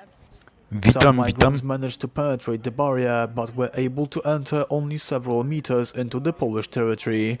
They were stopped by border guard officers, informed they must leave the territory of Poland, and escorted back to the borderline. Stanisław Żaryn, spokesperson for the Minister Coordinator of Special Services, was also present at the conference and discussed the involvement of Kremlin in orchestrating the border crisis. Lukashenko's regime is still looking for new directions to bring foreigners to Belarus. We have received signals that there are plans to soon intensify the use of the route between Moscow and Minsk. The need to send more migrants to Belarus via Minsk stems from the fact that successive countries and even individual airlines have cancelled flight connections the migrants were using to arrive in the country. Other measures undertaken so far have also included banning the sale of tickets to citizens of countries from which most of the migrants originate, and the closure of Belarusian consulates to make it harder for the migrants to obtain Belarusian visas. And the implementation of further sanctions against Belarus, one on the agenda of today's European Parliament debate. The European Parliament convened to discuss ongoing migrant crisis at the EU borders with Belarus, namely Poland, Latvia and Lithuania. The MEPs also talked about certain sanctions against Lukashenko that has orchestrated all this crisis. Surprisingly, Prime Minister Mateusz Morawiecki was refused his speech. In the end, as EU officials stated, Slovenia is currently the president country in the EP. We are therefore working on a proposal for provisional emergency measures in the area of asylum and return. Larania 24, dzięki, pozdrawiam. Za wiadomości, pozdrawiam. Larania 24, ja też pozdrawiam. To set up Hello. the right processes. Welcome to my channel. Irregular arrivals in a swift and orderly way, in line with fundamental rights. As I keep saying, we should. This is No Lying TV station on YouTube. That is Lithuania and Poland, the countries that are in danger. Mówimy zawsze jak jest. A jak coś telewizja nie mówi, to my dopowiemy. Decides w komentarzach. To do or refuses to do or will be Hamletizing, you know, and negotiating. We just have to defend ourselves. If the EU decides to be of some help, so be it. But we cannot rely on it, and we cannot wait until that happens. We should take the matter into our hands, which we have been doing, as a matter of fact. You're watching World News. Now, cases of COVID-19, which are rising amidst protests and appeals for vaccination in Hungary. It's possible to get vaccinated without prior registration. The government is threading a fine line between treating COVID and not inflaming anti-vaccination tensions. In Hungary, as in the rest of Europe, much of the vaccine debate centers on the question of whether it should be mandatory or voluntary. People are queuing outside this Hungarian center for a third dose. I already had the virus, so I know what it's like, and I don't want to have it again. Thanks a lot. Some favored making vaccinations obligatory. I would make vaccination obligatory for everyone except for those who have health problems that rule out of the vaccine. Others disagreed with the possible discriminatory nature of such a move. Making the vaccine obligatory is a difficult thing, as it could limit people severely, including earning a living, so I think such a decision should be made very carefully. Meanwhile, Germany has ramped up its vaccination efforts amidst the recent surge in infections. Mobile vaccination stations are set up around the city of Cologne. They are expected to boost the daily number of vaccinations administered throughout the city by an additional 6,000. In spite of its own problems with the surge in COVID cases, German hospitals have also started taking in patients from the Netherlands, as Germany's neighbor is struggling to provide care to all the sick requiring hospitalization. In Israel, the government has decided to roll out a program of vaccinations for children aged 5 to 11. The program kicked off in selected cities on Monday and was rolled out nationwide on Tuesday. One of the first to be vaccinated was the son of Naftali Bennett, the Prime Minister of Israel. The global number of COVID cases since the start of the pandemic is 258 million, with the virus claiming the lives of 5 million people worldwide. And that's a wrap for now. Thank you very much for joining us on TVP World. Stay tuned.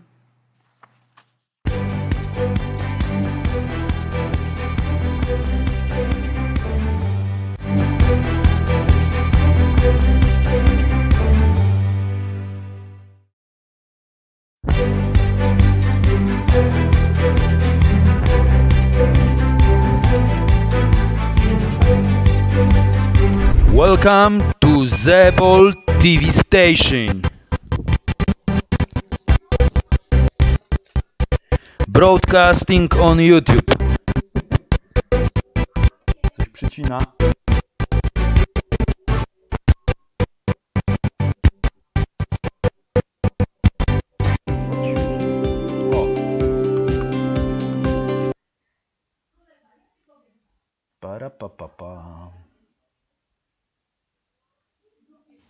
As announced by the Ukraine's defense ministry, Russian-controlled forces have recently carried out large-scale exercises in eastern Ukraine. According to Ukraine and NATO countries, their military exercises may lead to an escalation in tension.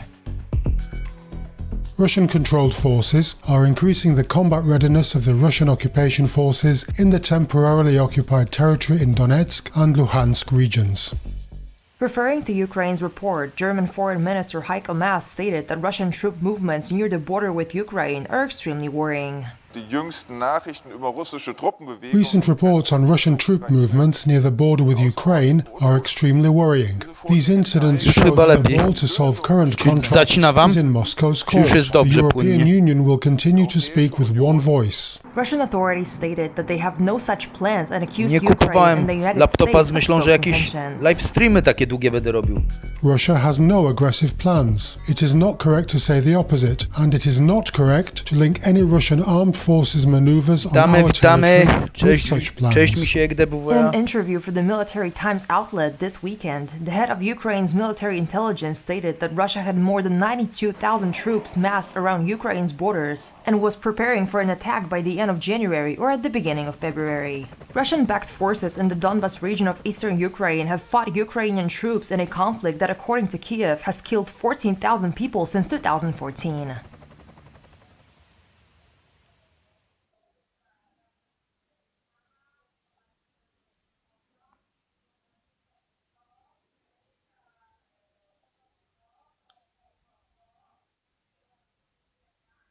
Against Russia. For the time being, Crimea is Russian, isn't it? Ukraine reacted immediately, summoning the Bulgarian ambassador in Kiev and asked for a rebuttal from Radev.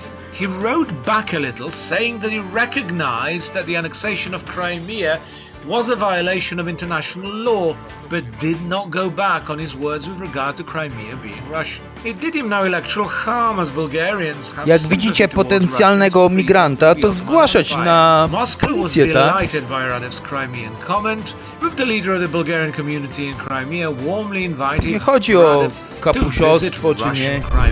Jest jak jest. Teraz trzeba pomagać policji, tak? Teraz jest bardzo dużo małych ataków i przedzierają się, no część się przedrze, tak? Trzeba pomóc policji.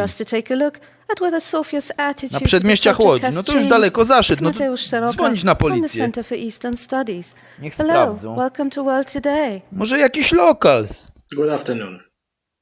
So Bulgarian President Rumen Radev was re-elected on Sunday, and he swiftly said that Bulgaria must keep pragmatic ties with Moscow and should not view it as an enemy, arguing that both countries have close historical and cultural ties. He also called the EU's anti-Russian sanctions ineffective. Czasami, no, What can we make of pamięci that? brakuje.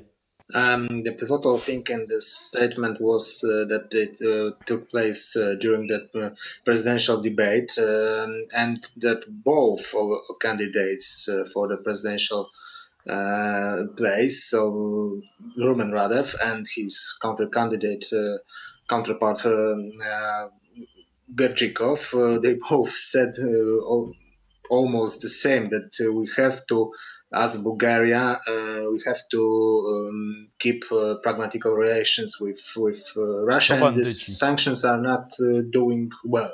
But of course, Radev was kind of się nie mogą nawet bronić.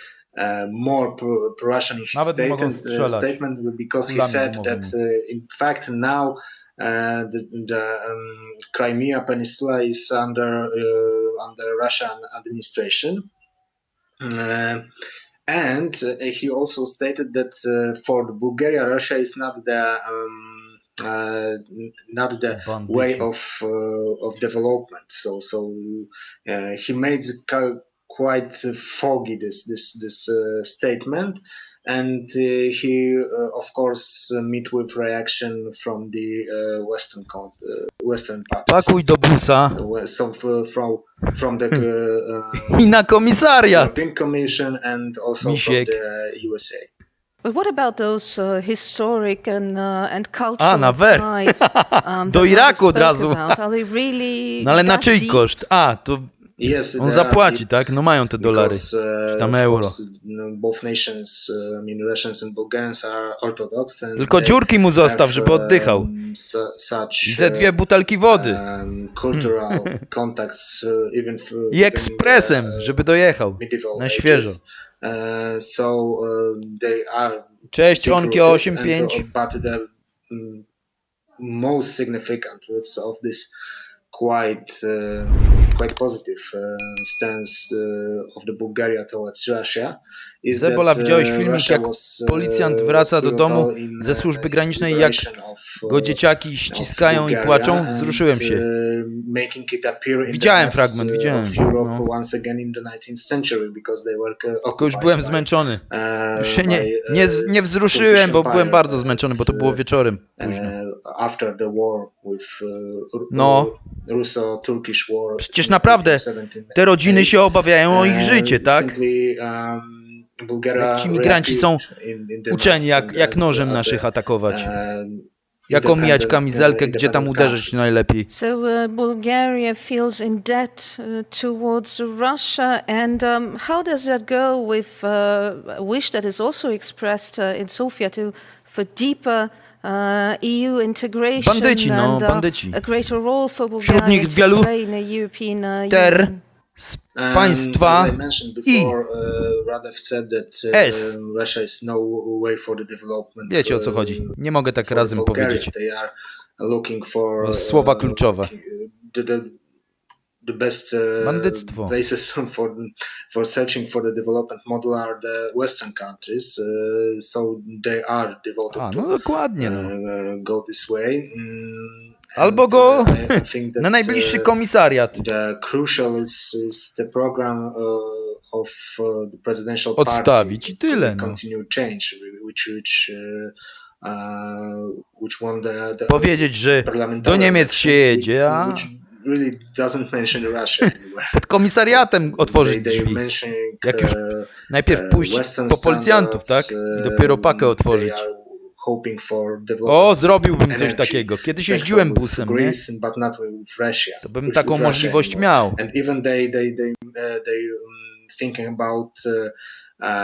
Initiative of free seas to cooperate within this.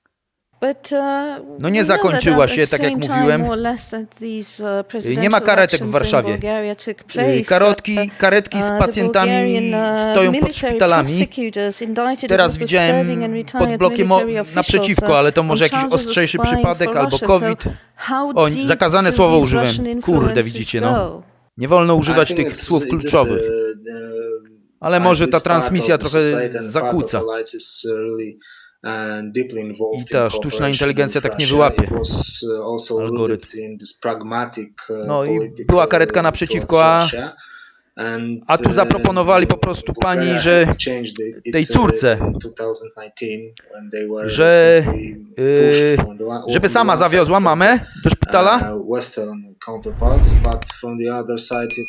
i wtedy, żeby odwołała karetkę, bo po prostu nie ma karetek. Ale wiecie, jak to jest z izbami przyjęć. Pierwszeństwo mają ci, co karetką przyjeżdżają. No, to tam by siedzieli ze 2 dni na izbie przyjęć, zanim by byli przyjęci w obecnej sytuacji. Więc no co? Czekają już od 6 godzin na pogotowie i jeszcze pewnie do rana poczekają. Albo w nocy przyjedzie. Po prostu jest masakra z powodu z tym, co się dzieje na całym świecie. Warszawa jakoś wyjątkowo. Będą chyba z Warszawy ludzi wywozić, pacjentów do innych miast. Tak jak kiedyś ze Śląska wywozili, nie? Bo mazowieckie chyba najbardziej teraz atakuje. No nie jest ciekawie. Nie jest ciekawie. Lepiej zawału nie dostawać. A te karetki, co covidowe wożą tych CO, nie mówię w całości, bo nie mogę, to nie mogą wozić zwykłych pacjentów, bo muszą być odkażone, a to nie jest taka szybka procedura.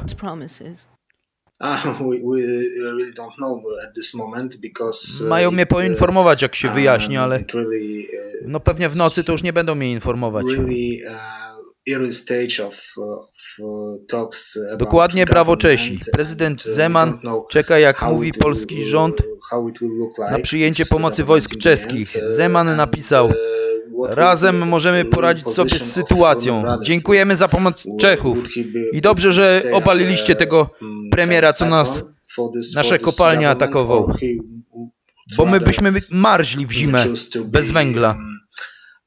O, w końcu Zebol, żeś się pokazał. No, trochę usiadłem.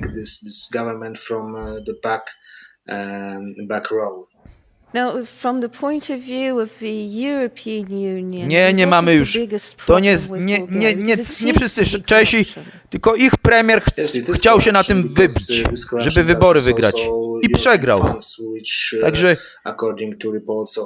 miejmy nadzieję, że po zaprzysiężeniu nowego premiera odpuszczą nam ten temat, tak? No bo jak? Niemiecki węgiel będziemy kupować? Bez sensu. Rewanż za 6-8. Nie. Przecież oni wiedzą, jaka była też sytuacja w Polsce, tak? My nie byliśmy wolnym krajem, suwerennym, samodzielnie podejmującym decyzje.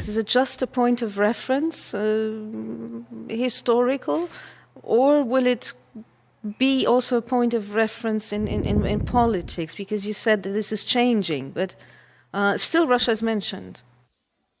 Yes, because on the one hand you have three parties which are anti-corruption and anti-oligarchic, and they are in many ways against Russia. But you have also parties which are movement for rights and freedoms, which is theoretically party which represents Turkish minority in Bulgaria, but de facto it's oligarchic party which represents oligarchs. Węgiel to jest nasze polskie czarne złoto, tak? I nikt nie będzie nam mówił, co my mamy z nim robić. Parliament, Возрождение, which means renewal, and they are nationalists and they are almost openly pro-Russian, so they are anti-NATO, anti-European Union, and in fact their development model is more like Russia. Karol, ty nas nie strasz atomem, dobra? Nie robimy tu ruskiej propagandy. Russia will be kind of elephant in the room in this. Żadnym atomem nas nie for the long time, but the nie puści na nas. Stance of the elites is gradually changing. Stance for the Russians, so they are still watching at the Western countries as a development model, and not the Russia. Mateusz Soroka, thank you very much for being with us. Zebol, lubię jak uczestniczysz w live. No to fajnie. Rumen Radew and ale nie zawsze będę mógł być, tak? W sobotę wam odpalę i wyjeżdżam. Będę tylko obserwował z komórki, jak będzie dobry transfer. After the Crimea annexation. What else is trending in the news today? We'll find out after a short break. Stay with us for more.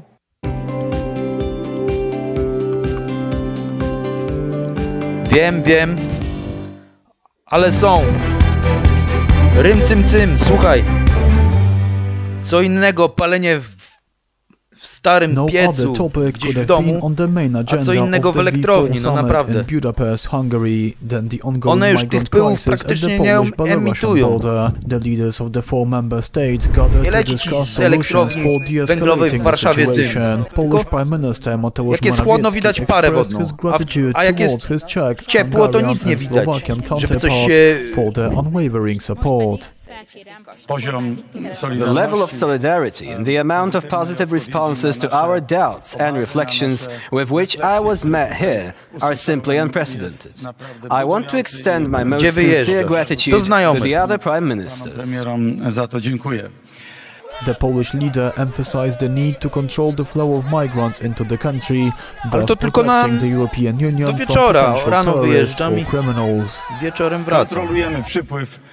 We are controlling the flow of migrants. We are stopping illegal immigration. Solidarity in this approach is the trademark of the Visegrad Group, and I am very thankful for it. Slovakian Prime Minister Edward Heger in turn stated that it is important that the European Union helps Poland, which is under huge pressure. He also emphasized that Slovakia will back further sanctions against Belarus. Hungarian PM Viktor Orbán spoke in a similar vein, stressing that the European Union has never before faced such serious migration pressure. According to Orbán, the EU is leading a flawed policy on migration since 2015. All four Visegrad Group leaders agreed that a unified approach is needed in order to end the crisis. In Hungary, as in the rest of Europe, much of the vaccine debate centers on the question of whether it should be mandatory or voluntary. People are queuing outside this Hungarian center for a third dose. I already had the virus, so I know what it's like, and I don't want to have it again. Thanks a lot. Some favored making vaccinations obligatory. I would make vaccination obligatory for everyone except for those who have health problems that rule out of the vaccine. Others disagreed with the possible discriminatory nature of such a move. Making the vaccine obligatory is a difficult thing as it could limit people severely, including earning a living, so I think such a decision should be made very carefully. Meanwhile, Germany has ramped up its vaccination efforts amidst the recent surge in infections. Mobile vaccination stations are set up around the city of Cologne. They are expected to boost the daily number of vaccinations administered throughout the city by an additional 6,000.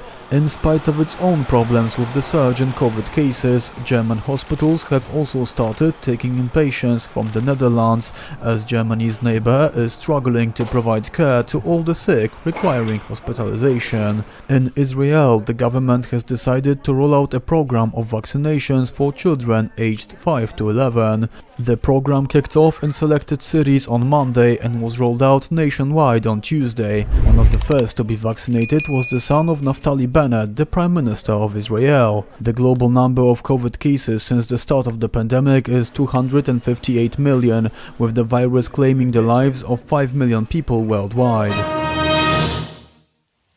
As announced by the Ukraine's defense ministry. Dobra, to wyciszamy. Jedziemy po polsku wiadomości. Przepraszam Ukraińców, że wyciszyłem, ale teraz po polsku będzie.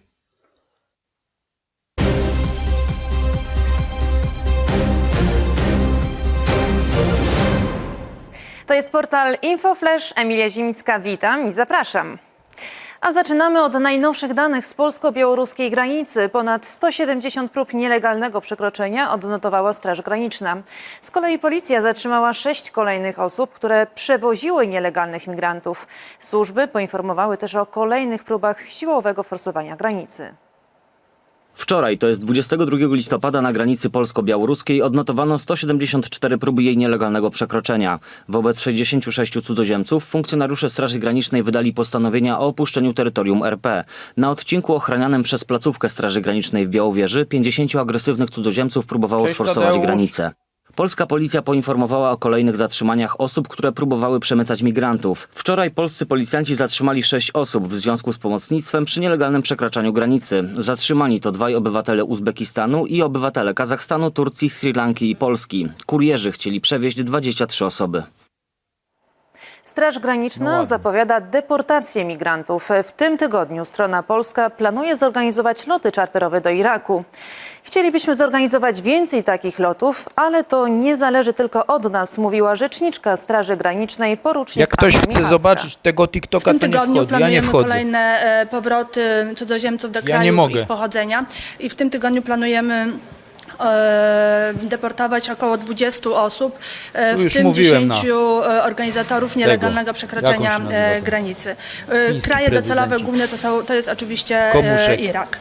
Chcielibyśmy jak najwięcej takich lotów czarterowych zorganizować. Ten lot pierwszy na razie jest w planach, więc tutaj Państwu dokładnie nie powiem, kiedy on będzie, ponieważ tutaj to nie tylko zależy od nas, ale oczywiście tutaj współpracujemy z MSZ-em, ale też ze stroną iracką, która musi się zgodzić na przyjęcie swoich obywateli. Ze względu na swoją działalność, aby w tym pierwszym locie poleciało około 80 osób.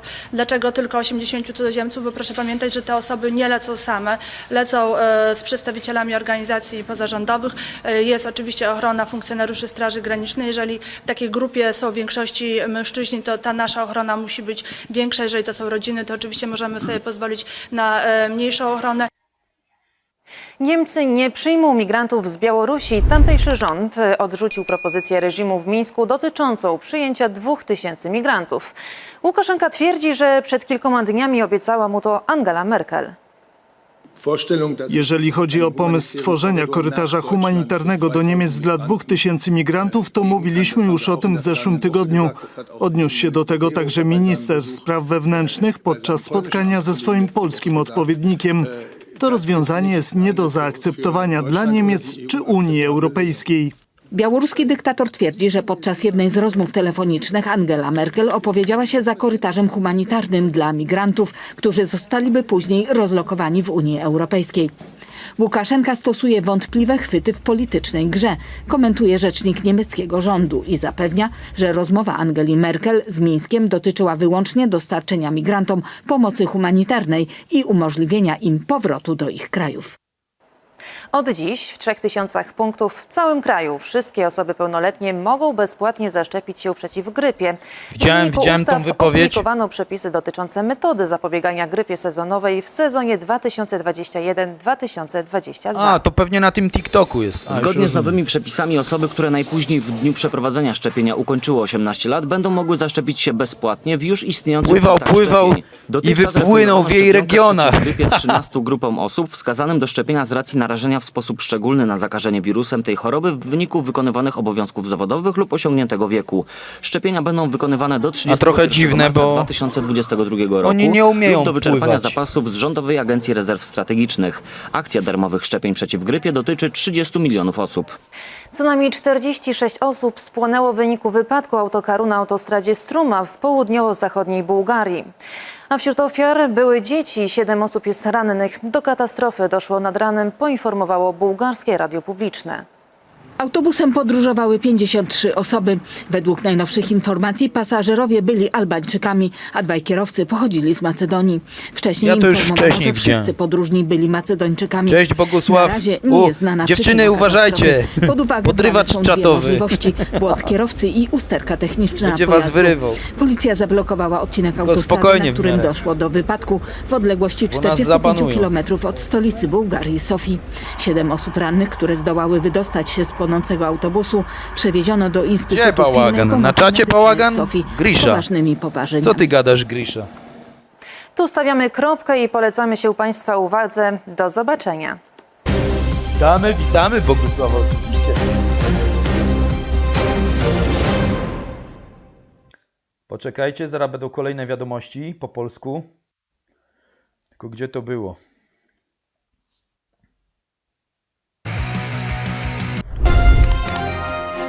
Czekajcie. Muszę wejść tu.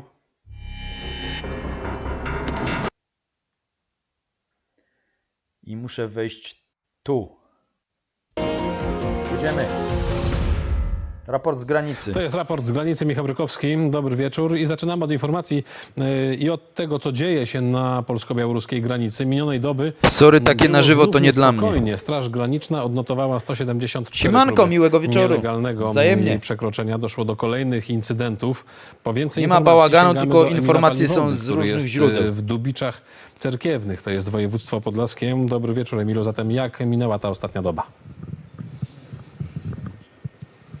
Jak jest coś ważnego, to dajemy na pełny ekran. Do incydentów dochodziło do prób szturmowego wkroczenia do Polski nielegalnych imigrantów, rzecz jasna inspirowanych i kierowanych przez reżim białoruski. Do najpoważniejszych zdarzeń doszło w okolicach Białowieży. Tam zgromadziła się grupa około 50 nielegalnych imigrantów. Szczególnie agresywnych było 18. Kiedy 7 ekranów, ludzie. Forsować granicę, przerzucając przez jak 7? Raz, dwa, funkcjonariuszy kamieniami 3 i granatami hukowymi. Funkcjonariusze białoruscy polskich próbowali oślepić światłem stroboskopowym i tak jak laserami. w innych stacjach, 18 osób wtargnęło do Polski, ale natychmiastowo zostali zatrzymani. Ty chyba nigdy na live'ach nie byłeś. Granicy. Również 50 osób zebrało się w okolicach Mielnika. Tutaj zaraz, Grisza, robimy głosowanie. Grisza, zostań jeszcze chwilę. Robimy głosowanie, poczekaj. Białorusi. Czy tyle ekranów jest za dużo? Zaraz będzie głosowanie. Próby siłowego wtargnięcia do Polski. Słyszeliśmy jak też będzie za dużo, to zapytam się, ile chcecie ekranów. O. Kilka nielicznych grup nielegalnych imigrantów rzucało w polskich funkcjonariuszy kamieniami. Na szczęście w tych zajściach nikt nie ucierpiał i faktycznie 174 udaremnione próby. No ale jak komentują to eksperci, jak mówią sami funkcjonariusze Straży Granicznej, to nie jest agregator, tak, że spada. To jest telewizyjny agregator. Po prostu wszystkie jest stacje. mniej, bo zmieniła się strategia mińskiego reżimu. Dobra. Oczywiście te, które nas nie banują, tak? Dziękuję tyle ekranów to za dużo. Tak, tymczasem nie. kolejne samoloty lecimy z sondą z Mińska do Iraku i innych państw arabskich. Głosujemy. To jednak nie jest dowód wycofania się ze strategicznego planu reżimu Łukaszenki. To zdanie Stanisława Żaryna. Grisza, głosuj! Koordynatora służb specjalnych.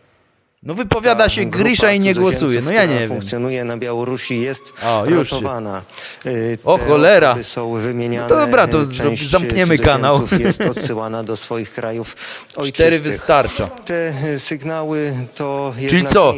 Z tych pasków żółtych na dole rezygnujemy? Z planu bo są goście z zagranicy, tak? To muszą być paski. Żeby wiedzieli, o czym tu mówimy, tak? Mniej więcej. Eskalacji tego kryzysu. Ale uważamy jednoznacznie, dobra, głosujcie. Ja nie wpływam na wynik głosowania. Widzimy, o czym też pani rzecznik dzisiaj mówiła, coraz większą agresywność na nie będzie tyle, ile chce prowadzący, tylko tyle, ile chcą. To jest demokratyczny kanał. Wszyscy go tworzymy razem. Także Grisza, zobacz, demokracja pełną gębą. Kolejne europejskie stolice, by rozmawiać o kryzysie na polsko-białoruskim. I raz mamy wiadomości po angielsku, raz mamy wiadomości po polsku. Gdzie spotkał się z premierami państw... Ważka G. No może, no to głosuj. Ważka, mamy tutaj sondę. Głosuj. Z szefem chorwackiego. Że jest za dużo. Zapewne tutaj doskonale w tej części Bałkanów. To zmniejszymy liczbę, wiedzą, tak? Ale to jest kryzys migracyjny. Musi być demokratyczna, czyli większość decyduje. No wiadomo, nie wszyscy będą zadowoleni, tak jak to jest w demokracji. To nie jest tylko tradycyjny kryzys dokładnie, nie przeklinamy. Jest to używanie ludzi. Ty jesteś kierownikiem. Jestem, no ale ja kieruję ruchem. Z Mińska. A wy jesteście społecznością, tak? Zresztą Grisza musi od 5 minut subskrybować, to też jest członkiem, tak? Tej społeczności. Polskiej granicy. Tak poinformował na Twitterze minister obrony narodowej. No to głosujcie. Kochani, dochodzą nowe osoby. Trzeba subskrybować. I wtedy po 5 minutach... A nie wiem, czy ustawiłem blokadę na te. Ja zaraz ustawię, żeby więcej subskrypcji było, nie? Musi się kanał rozrastać. No i trolle, żeby nie wchodziły. Ja tu podejrzę, co to się dzieje. Dostosowywanie transmisji na żywo. O, nie, subskrybenci tylko mogą komentować i głosować. Już. Zobaczyć, jak to wyglądało. No. Bo to przy każdym tym muszę ustawiać, bo nie wiem jeszcze, jak to na stałe ustawić.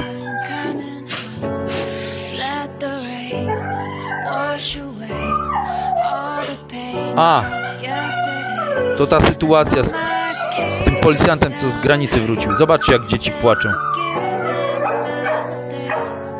Pies nawet płacze.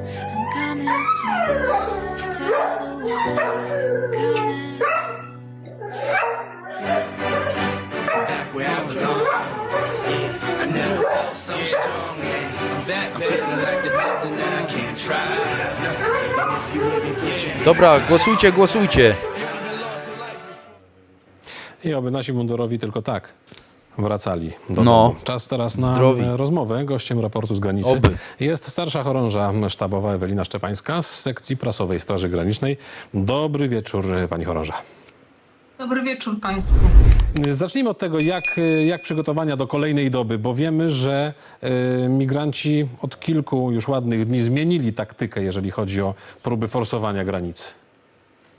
Rzeczywiście sytuacja na granicy, tak jak słyszymy i widzimy w materiałach, które państwo zapomniałem ustawić tego.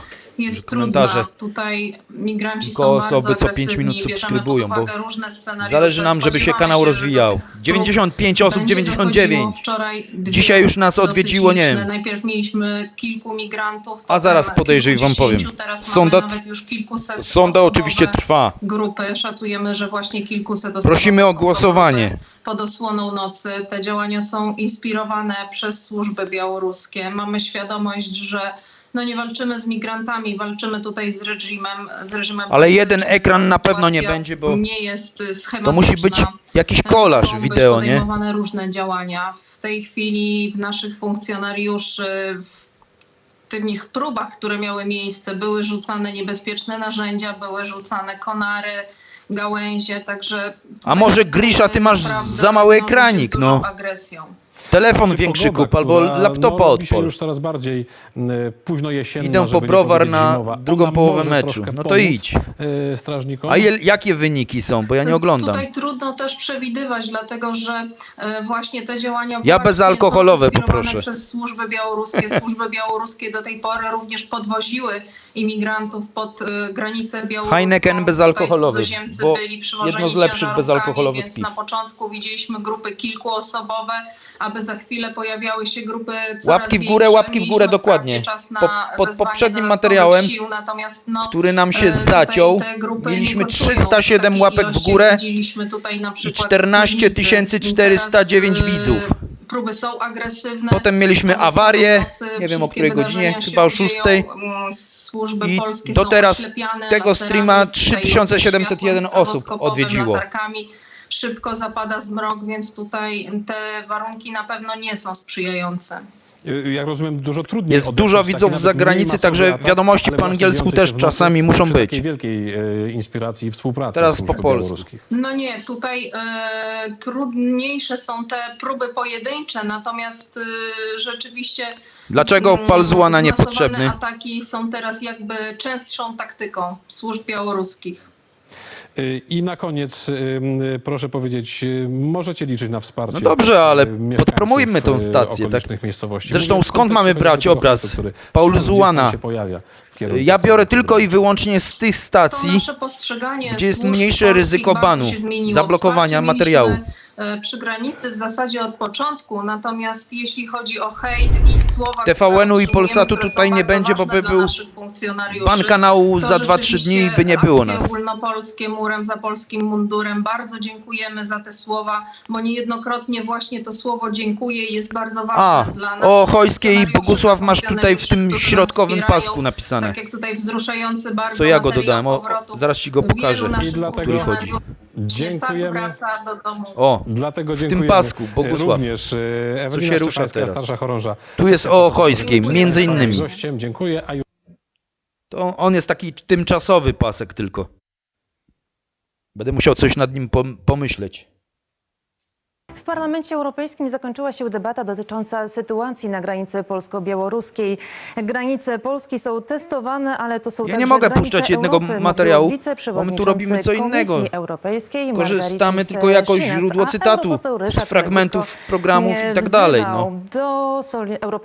A kto będzie się interesował, proszę subskrybować TVP Info i w całości oglądać. Albo TVP World, albo tam inne kanały. Dzień dobry. W czasie debaty z jednej strony były opowieści o tym, jak ciężki jest los migrantów, którzy znajdują się teraz przy granicy Polski z Białorusią, ale także Białorusi z Litwą.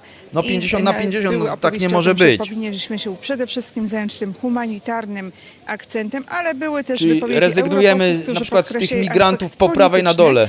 Albo nie, z pasków to nie chciałbym rezygnować, bo są i z Władywostoku goście czasami, z Australii, także muszą być te języki, tak? Jakieś informacje, coś co przyciągnie tych widzów, tak? I dlatego też czasami jest TVP World, bo po angielsku jest, tak? Współprzewodniczący frakcji europejskich konserwatystów i reformatorów profesor Ryszard Legutko. Bogusław ma 4 ekrany. O, że Polska teraz stawia Grisza, bierz przykład. Bogusław to ma 4 ekrany i wtedy sobie radzi. Przez Rosję i Białoruś. I dzieli sobie mój film na 4 części obok niej także Litwa, i ma 4 oddzielne filmy, które nie? musi powstrzymać tą agresję hybrydową właśnie prowadzoną 49-51 ze wschodu. O cholera, wyrównane głosowanie. Dobra, jedziemy. Jest tyranem, 88 osób na streamie. Witam. W tym momencie. Przeciwko Unii Europejskiej, już ten stream zobaczyło 3700 osób. Aspektu humanitarnego. Nie wszyscy jednak. A ten, co wcześniej nam się zaciął, 14400. No to że nie mamy do czynienia z uchodźcami, nie z imigrantami. To już 18 000 widzów dzisiaj mieliśmy. Czyli więcej niż wczoraj. Wczorajszy stream na razie jest zablokowany, bo tam muzyka pewna była i musiałem wyciąć fragment, ale teraz YouTube sprawdza z powrotem materiał, a materiał jest długi, więc to może potrwać do jutra. Jak ktoś nie wie, o co chodzi w tej stacji, niech podejrzy sobie inne streamy, generalnie o to, co teraz. Można ze mną porozmawiać, między sobą porozmawiać na czacie. Sprawy zaszły za daleko. Fajnie tu wesoło z tobą, Zebolku. Jestem bardzo... I na więcej pozwolić nie można. Cieszę się.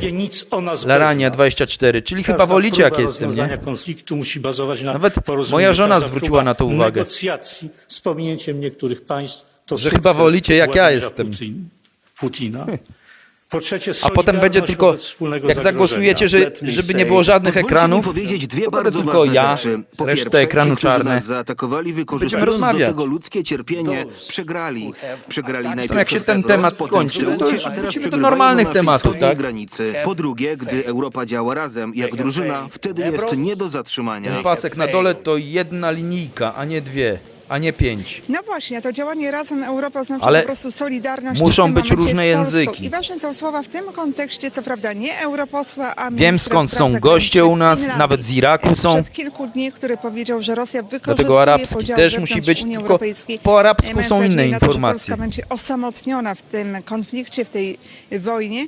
A tak się nie mamy tłumacza na arabski, także radzimy sobie. Nawet jeżeli są jakieś pretensje do Polski i Polska ma jakieś i za darmo nam tłumaczy, chyba że później rachunek przyśle, ja nie wiem. Unijnymi, to w tym momencie to już Max.pl musi się wypowiedzieć. Polsce trzeba absolutnie okazać pełną solidarność. Nasz nadworny tłumacz arabskiego. O to właśnie chodziłoby Rosji, żeby dokonać podziałów wewnątrz Unii Europejskiej. Tych podziałów się nie uda Rosji zrobić, jeżeli będzie pełna solidarność europejska, czyli po prostu murem za Polską. O, no i tu się skończyło. Przerywamy. Wracamy do Polskie Radio Białystok. Oj, co mi się tu klawiatura włączyła? Ekranowa.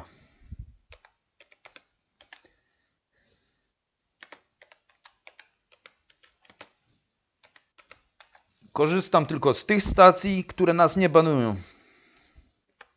Już nie banują od ponad tygodnia, także już raczej nie będzie problemów.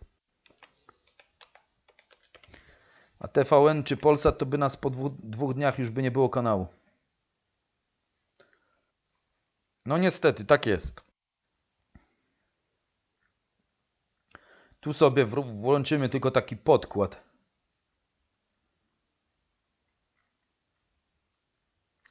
Czekajcie.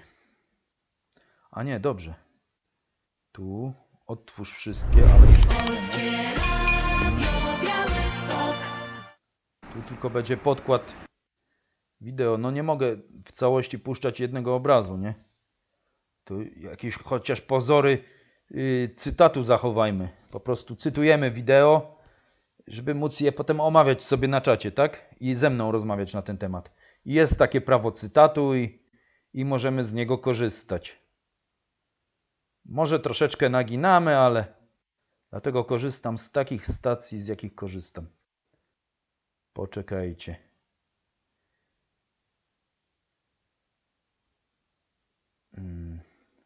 Uno momento. Coś tu nie tak jest. A, tu. Czekajcie. Przewinę do tej motorówki, bo potem tam jest dużo materiałów odnośnie tego, co rozmawiamy. Bo generalnie omawiamy sytuację na naszej granicy i ewentualnie to, co się przy Ukrainie dzieje. Jak się będzie bardziej działo na Ukrainie, to przejdziemy na temat ukraiński. Bo tam się szykuje Rosja do ataku. Ale wolałbym nie mieć takich powodów do streamów. Wolałbym, nie wiem, o gotowaniu zrobić stream. Tu sobie lecimy z motorówkami, a tu sobie włączymy dla obcokrajowców, żeby sobie też mogli wiadomości wysłuchać polskie, ale nie po polsku, tylko po angielsku. Lecimy, lecimy! Łapki w górę, udostępniajcie materiał! This is the new Zebol TV station.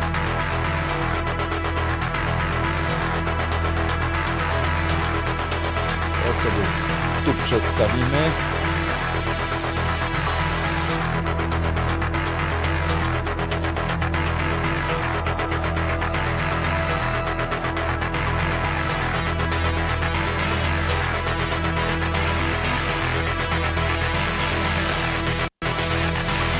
No i głosujcie. Pytanie jest chyba jasne.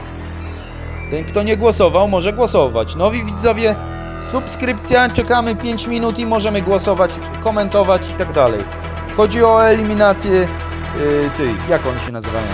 Trolli. Co wchodzą tylko, żeby poprzeklinać.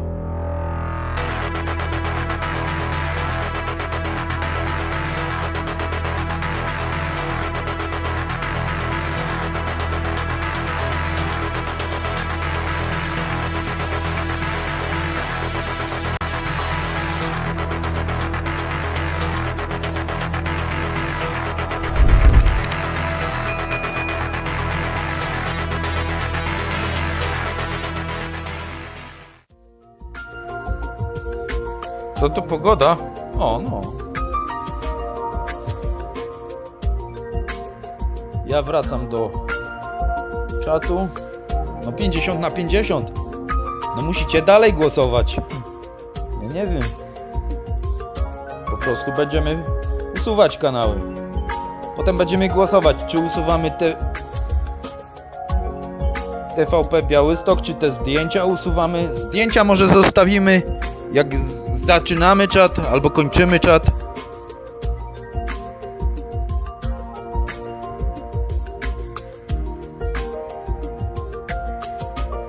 Wyłącz muzykę. Może przyciszę. Jak będą coś gadać, to wtedy, jak będą wiadomości, to wtedy damy głośniej. Na razie tak cichutko. O, tak o podkład to może być.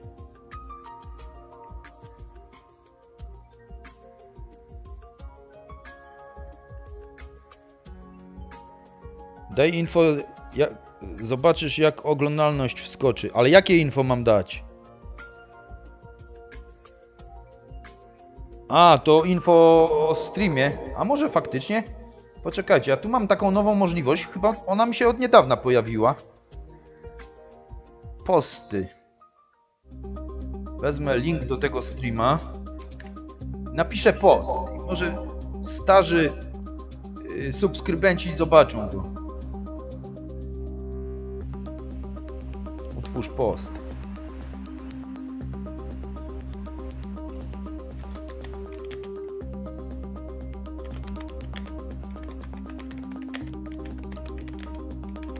Jeśli o tym mówisz, Bogusław. Hej, jak zawsze dziś też nadajemy.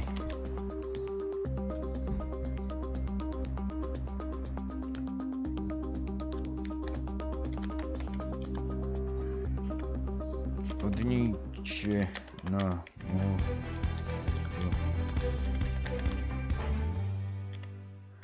streama.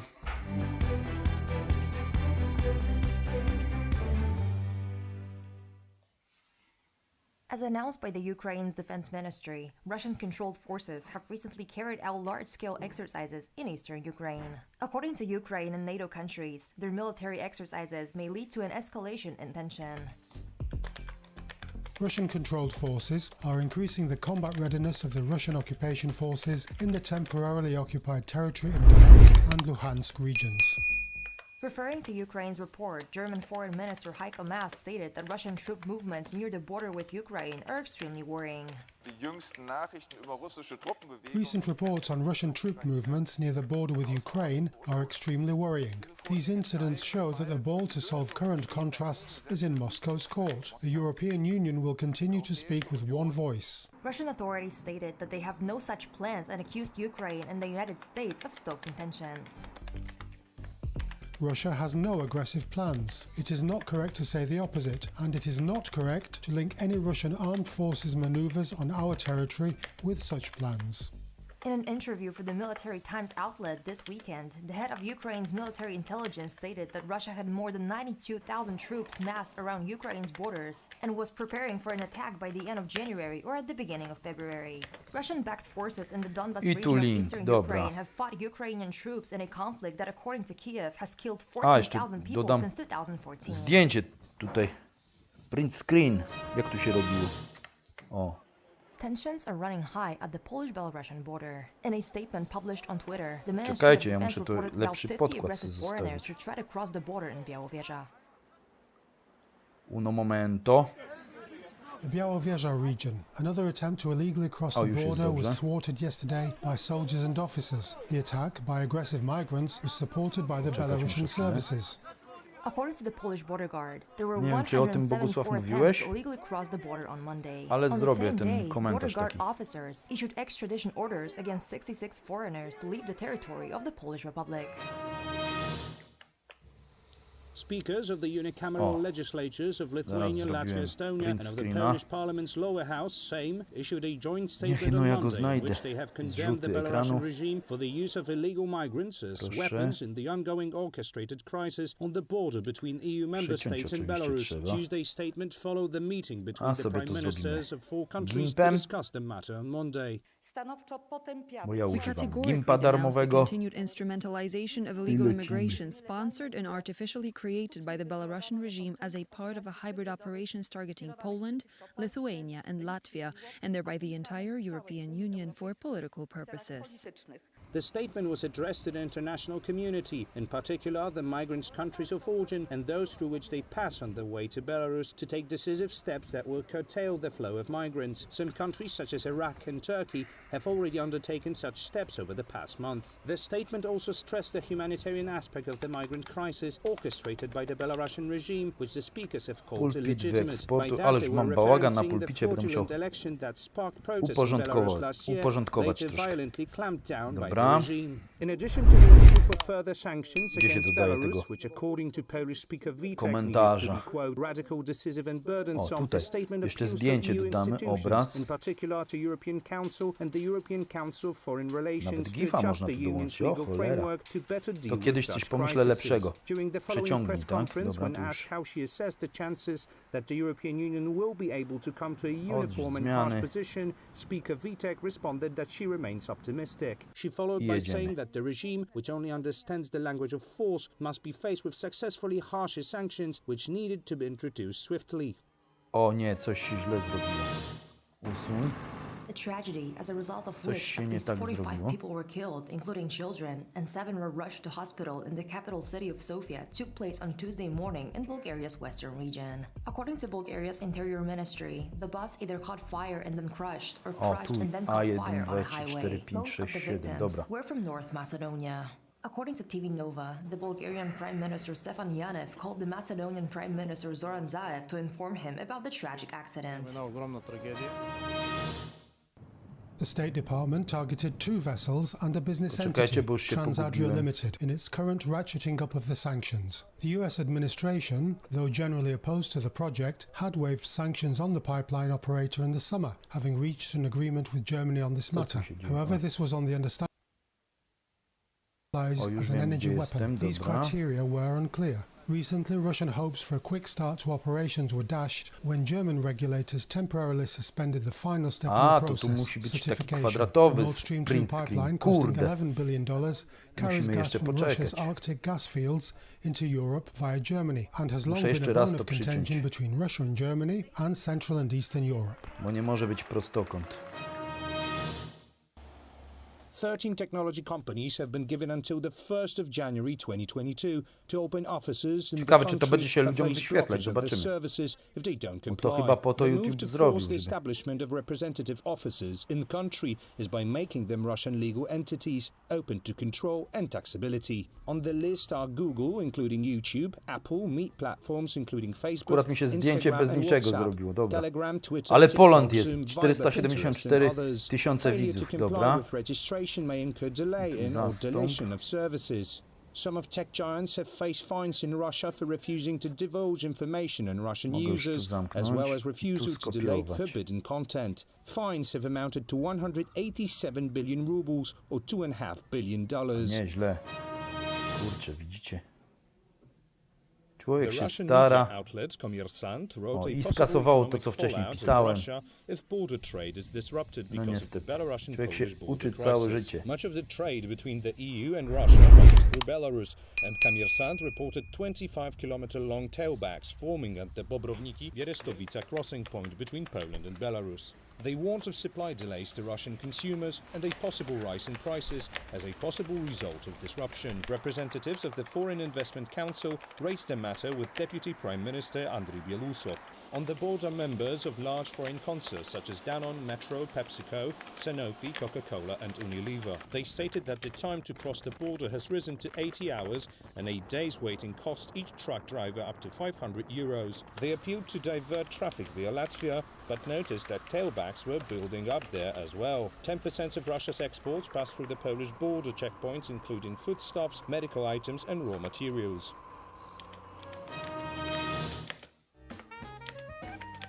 After an unforeseen cancellation caused by the pandemic, the International Music Festival of Central Eastern Europe, Eufonia, is back for the 3rd time.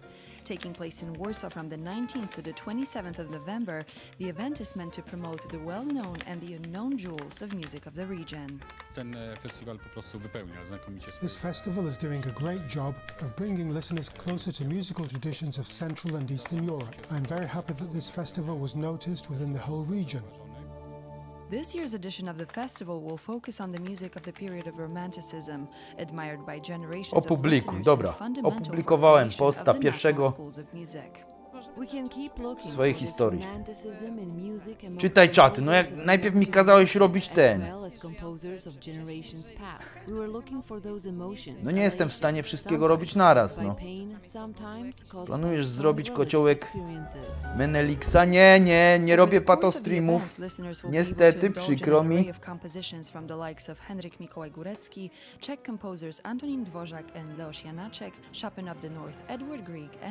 Ale wiele innych rzeczy ciekawych można się u nas dowiedzieć. Zebol, czytaj czaty. Ja nie wiem. Pisałem posta. Prosiliście mnie. Wywal te kury. A, kury wywalić. No zaraz znikną, bo już u mnie na OBS-ie już zniknęły. Zaraz znikną u was. Jakie kury? To są kaczki. To są dobre kury.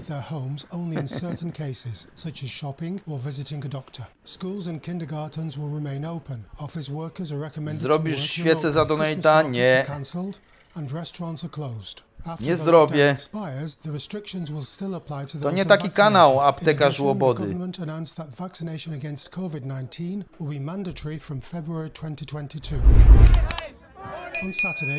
Ale jaki wyjechanie ten indoor. To chyba gęś, no gęś faszerowana boczkiem. To już ci, co odwiedzili dzięki mnie Radio Białystok, Polskie Radio Białystok na YouTubie, to już wiedzą, o czym ten film. O, przykro mi. Aptekarz Łobody, kurczę.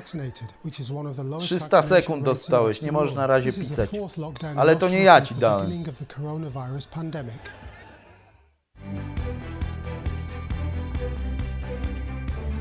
To dostałeś strzała od sekcji kobiecej moderatorów.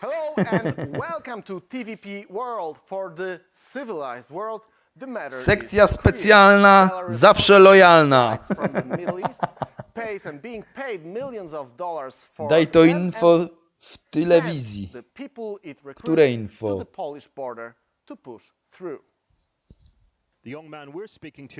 Jakie w telewizji? Ja nie znam takiej telewizji w telewizji.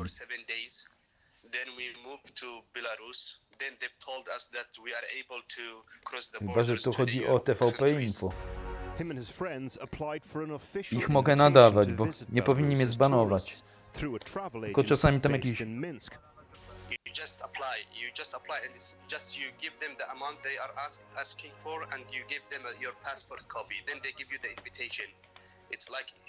TVP Info. U nas są wiadomości odnośnie granicy. Nie robimy patostreamów.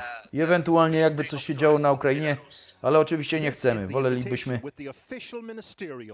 nie mieć takiej możliwości robić streamów o Ukrainie. Wolimy, żeby tam była żeby tam pokój był.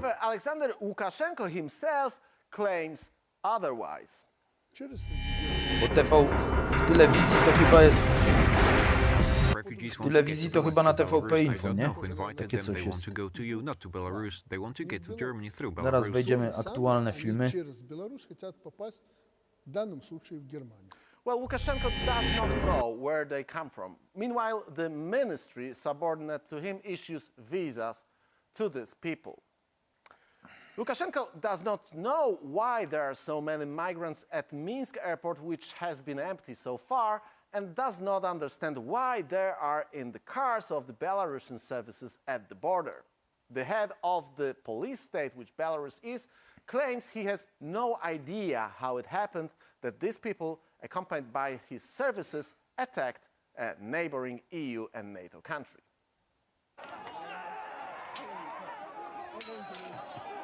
For Lukashenko, the nature of this crisis is a mystery. Though in reality, it is clear. It is a part of a broader concept that his patron, Russian President Vladimir Putin, has been pursuing for years as part of his doctrine called New Generation War, Hybrid War, or simply the Gerasimov Doctrine. Former U.S. Army Europe Commander General Ben Hodges, who is going to be our guest in a minute, writes about this in his latest analysis. Ja tu nie widzę nic takiego. Dam głośniej te wiadomości. That is why thousands of desperate migrants are being used as human pawns and forced towards the Belarus border with Poland, Lithuania and Latvia. Belarus threatens to disrupt gas supplies to much of Eastern Europe. Russian nuclear bombers fly down the North Sea into the English Channel, and the Russian anti-satellite test scatters debris in the path of the International Space Station, while some 90,000 troops of Russia's most capable military units gather on Ukraine's eastern and northern borders. All these actions are obviously coordinated and timed many years ahead. This week, Russian regime representatives told the same lies as usual. That is that the Western world that is preparing for an attack, and Russia, when provoked, is only defending itself.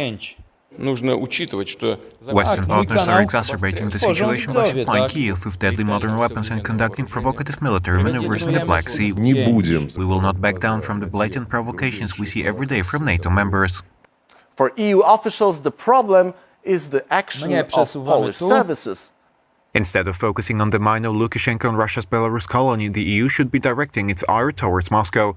Rather, the EU prefers to criticize the Poles for how they are dealing with a desperate situation, just as Brussels recently criticized Kiev for using drones to retaliate against Russia's use of artillery that killed Ukrainian soldiers. There is also the potential for a dangerous and rapid escalation of tensions, particularly if Belarusian border guards trigger an armed confrontation close to the strategically vital Suwałki corridor, which not only links the EU and NATO to the Baltic states, but Russia with its armed enclave Kaliningrad. But this dispute has much deeper determinants in the European side than just military. Europe has become permanently tied to Russia through the construction of Nord Stream and Nord Stream 2 pipelines. Putin attacking NATO's eastern flank is just testing, as in a poker game, whether the cards held by the transatlantic political community are stronger than the gas pipeline that allows energy prices to rise throughout all of Europe. According to General Hodges, the Kremlin is calculating that a victory in this party could give Russia a political tool even to kick American troops out. Putin is calling Europe's bluff and seeking to demonstrate an Atlantic alliance divided. Have Europe's political leaders the collective courage and will to counter Russia? Europe's growing energy dependence on Russia is leading Moscow to believe it now has Europeans just where it wants them and the weapon to potentially decouple the US from its European allies. Not surprisingly, the US administration is deeply concerned, and both Secretary of State Tony Blinken and Secretary of Defense Lloyd Austin have made plain those concerns. In this sense, it is worth listening to Volodymyr Zelensky, Ukrainian president, words, who sees in Nord Stream 2 a threat not only to the countries of our region, but also to the whole Europe. I believe that this is a weapon. I believe that it is impossible to ignore that this is a threat not only for Ukraine, but also for Europe.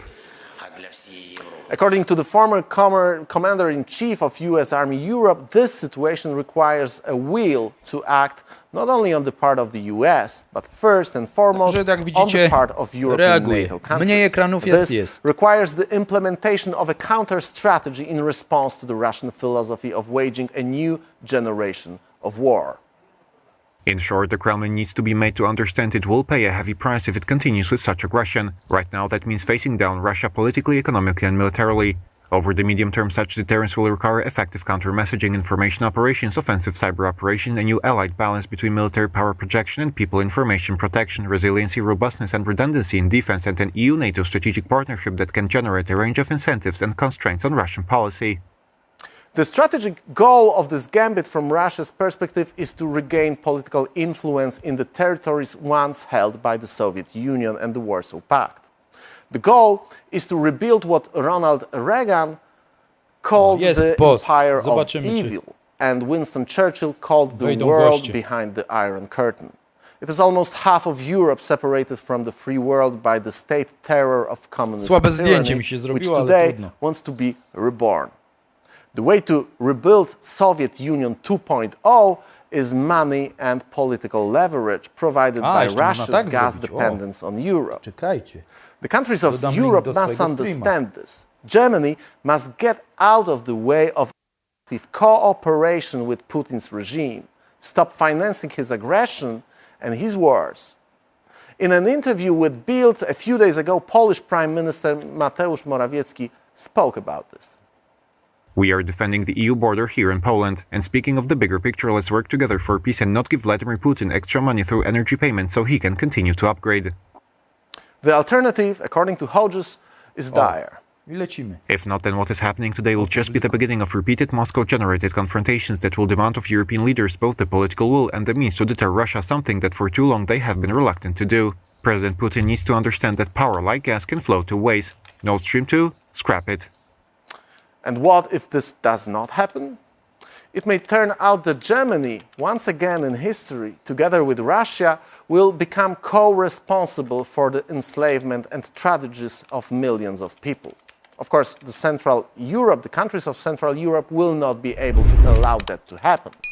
They will look for solutions that ensure security and freedom. Even if the Germans themselves eventually want to reject the security system that has made them prosperous. The lessons of the region's history suggest that these solutions should be sought in the transatlantic community, not in regional power plays that have always ended freedom of ordinary people. To jak wejdziecie na główną YouTube'a, to może wam wyświetli, jak się przewinie trochę niżej. A może nie, no nie wiem. Ja się YouTube'a dopiero uczę.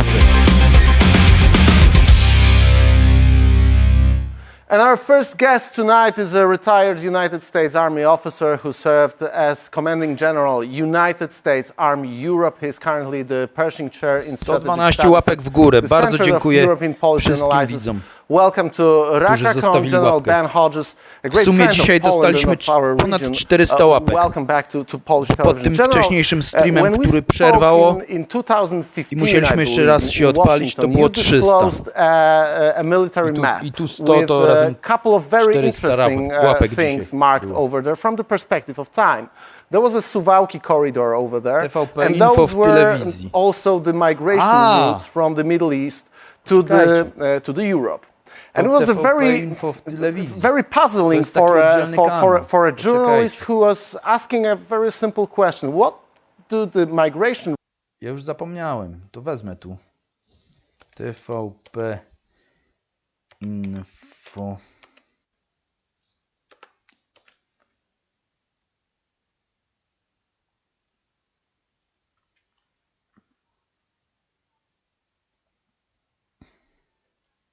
To z opóźnieniem trochę.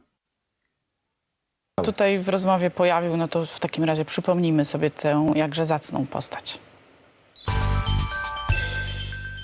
My jesteśmy przygotowani w każdej chwili na wybory. Rząd, który nie daje sobie rady. Odbyły w tę niedzielę, to wczorajsze sondaże to nie na temat. Nawet opozycja miałaby szansę. Ale to jest oczywiste, że PiS jest jakiś poniżej łysy 30%. gościu. Tylko z drugiej strony musi być współpraca. Nie jesteśmy w sytuacji, jakiś łysy gościu gada, gdzie możemy mówić o tym, sprawdźmy się przy wyborach, a później zobaczymy, jak się złoży większość. Nie ma czasu na bo sprawdzian. Nie ma czasu na sprawdzian po wyborach, tylko musi być ten sprawdzian przed wyborami. Do zwycięstwa nie poprowadzi wchłonięcie Polski 2050 przez Platformę Obywatelską w jakiejkolwiek konfiguracji, a więc nie, my tu nie robimy kłótni polsko-polskiej, tak? My tu robimy co innego. No, po pierwsze, najlepsza wiadomość jest taka, że panu Ja to kasuję, bo to jest bez sensu. Nie robimy wojen polsko-polskich. Ja tutaj KWPP zakładam, nie? Koniec wojny polsko-polskiej. Jedziemy. Have to do with the security of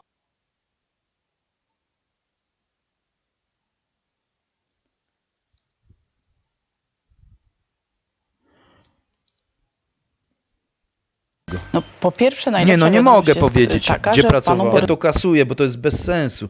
Nie robimy wojen polsko-polskich. Ja tutaj KWPP zakładam, nie? Koniec wojny polsko-polskiej. Jedziemy. Magda Vera, no nie powiem, gdzie pracowałem, bo ktoś potem będzie chciał do mnie dotrzeć.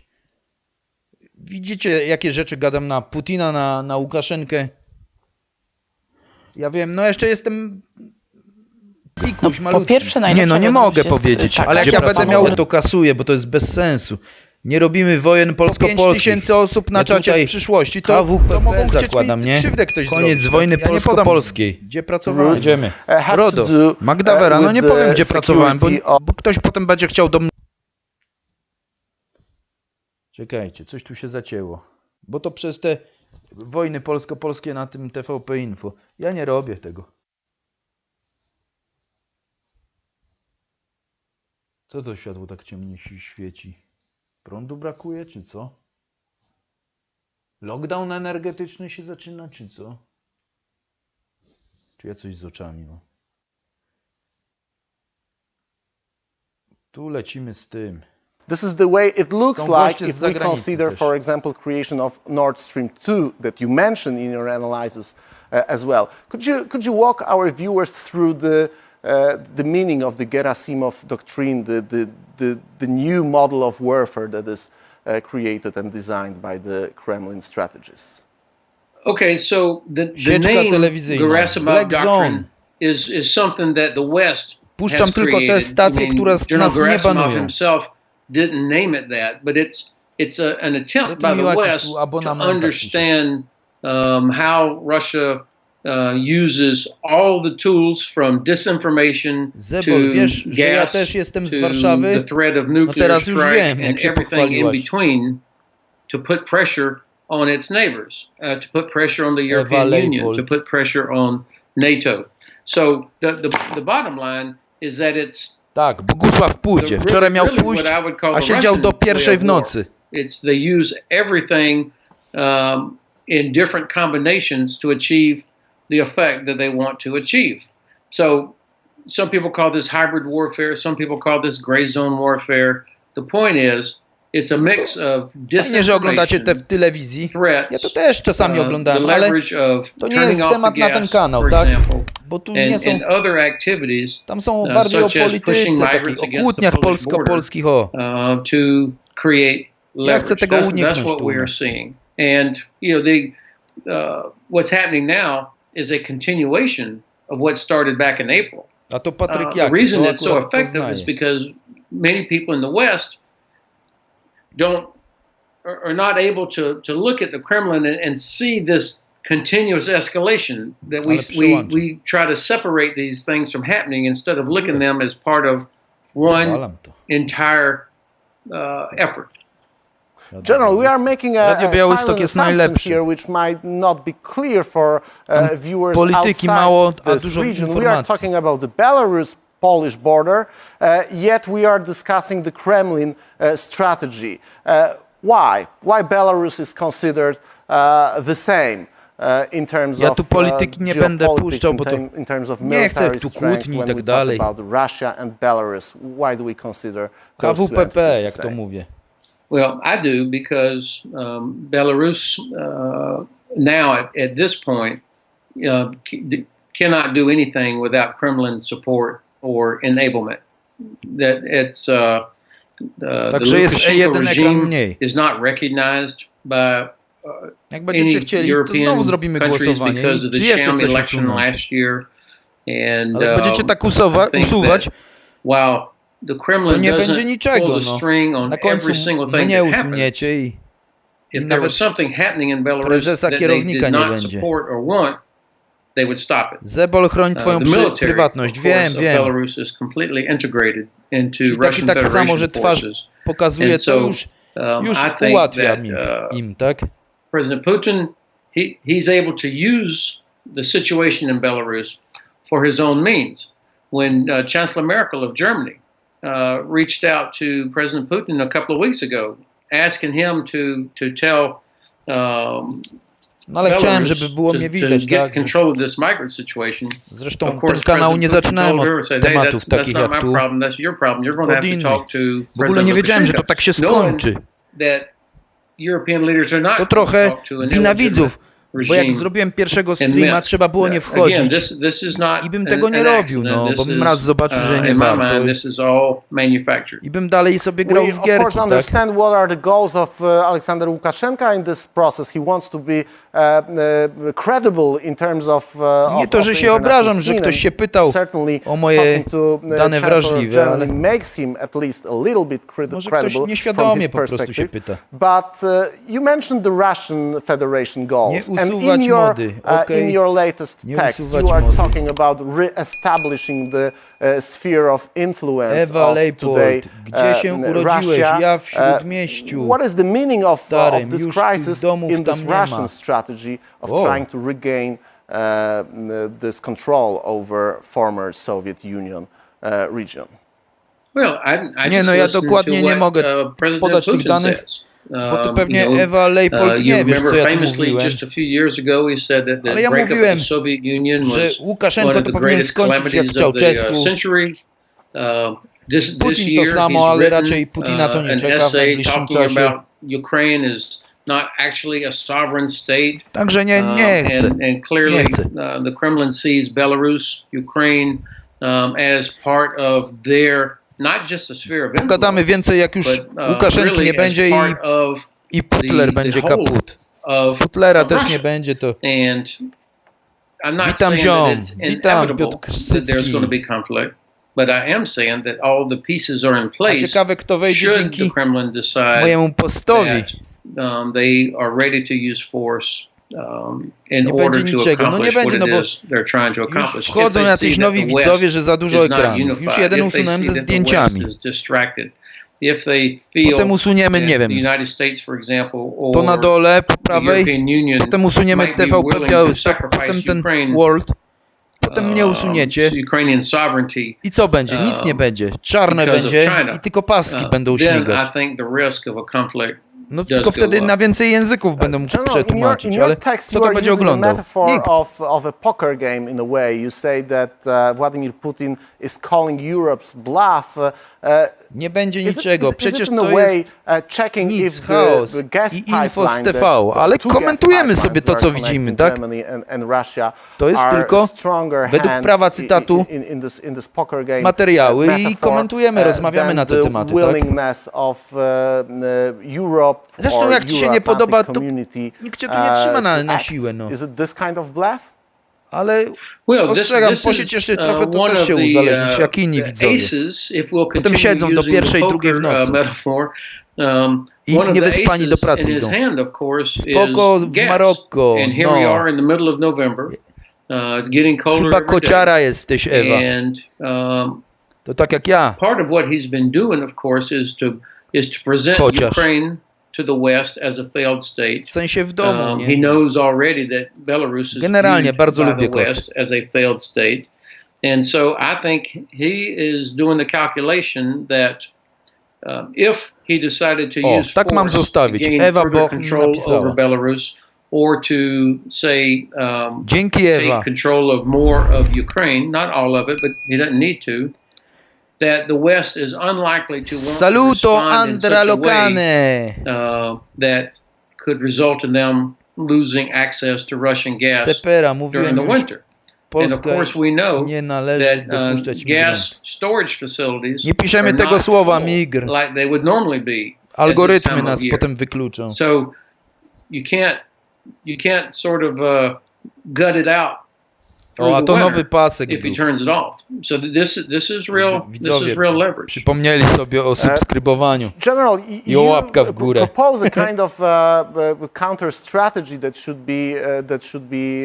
Ten kanał jest robiony przeze mnie i przez was, tak? Wy też tu decyzje podejmujecie. I tak będzie. Russian strategy. What should the European Union or NATO generally do to create this counter strategy to the modern warfare imposed by or waged as a war by Russian Federation?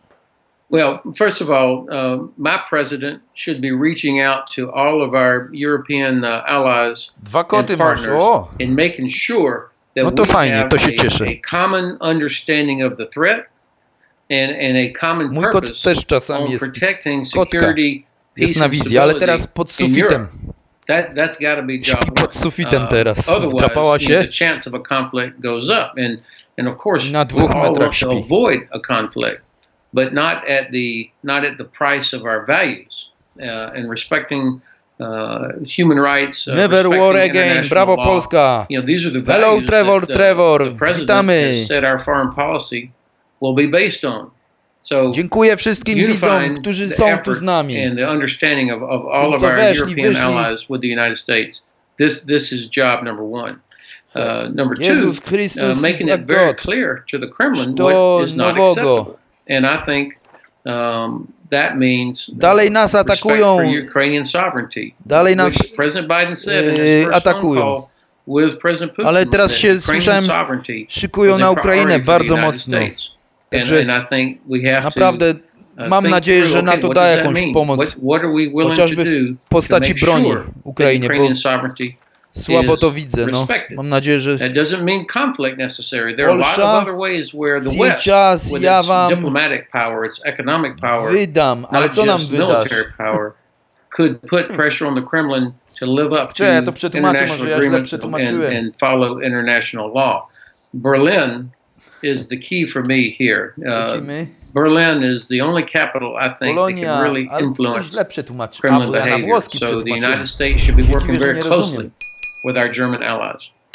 General, you are claiming also that from the perspective of Kremlin in terms of this poker game, there is an attempt or willingness from the perspective of Russia to be in a possession of quote weapon to potentially decouple the United States from European allies.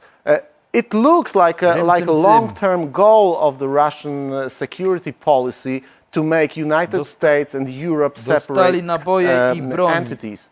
Looks like we hear this kind of voices also from within prędzej od Brytoli pewnie, bo ci Brytole mają wysłać komandosów i jakiś tam, no są gotowi spadochroniarze w razie jakby Rosja wkroczyła. Ale podobno mają, podobno ta wojna ma się zacząć na przełomie roku.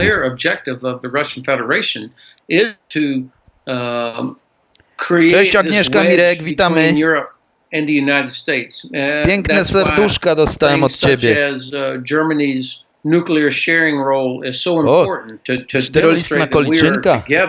To chyba szczęście. As an example, for the Kremlin, they love to see any sort of friction between the United States and Europe. This wedge, which unfortunately was very prevalent during the previous administration. And so if they can decouple the United States from Europe, then I think you'll see European capitals will be much more willing to go along or to tolerate Russian strategic desires, say in the Black Sea region or even in the Arctic, if the United States is not there to share the risk and to help provide capability. I mean, it's not just about nuclear weapons, but obviously that's an important part of it. No i dzisiaj będzie prawdopodobnie 20 000 wyświetleń naszego streama. I wczoraj było 313 łapek, a dzisiaj było 307 pod wcześniejszym streamem, potem zerwało i teraz 121. Także już grubo ponad 400 łapek w górę. 93% pozytywnych. To chyba podoba się ludziom to, co robię, tak? Chociaż wiadomości są negatywne, to jednak nie wiem, nasze komentarze widocznie się ludziom podobają. Może ludzie zadowoleni, że paski są w różnych językach, no nie wiem. I think that the possibility of Russian Federation forces expanding. Ciekawe, kiedy rząd Polin wkręci nas w wojnę. Już nie ma tego komentarza. Już nie ma tego użytkownika. Tutaj nie ma. U nas nie ma ruskiej propagandy.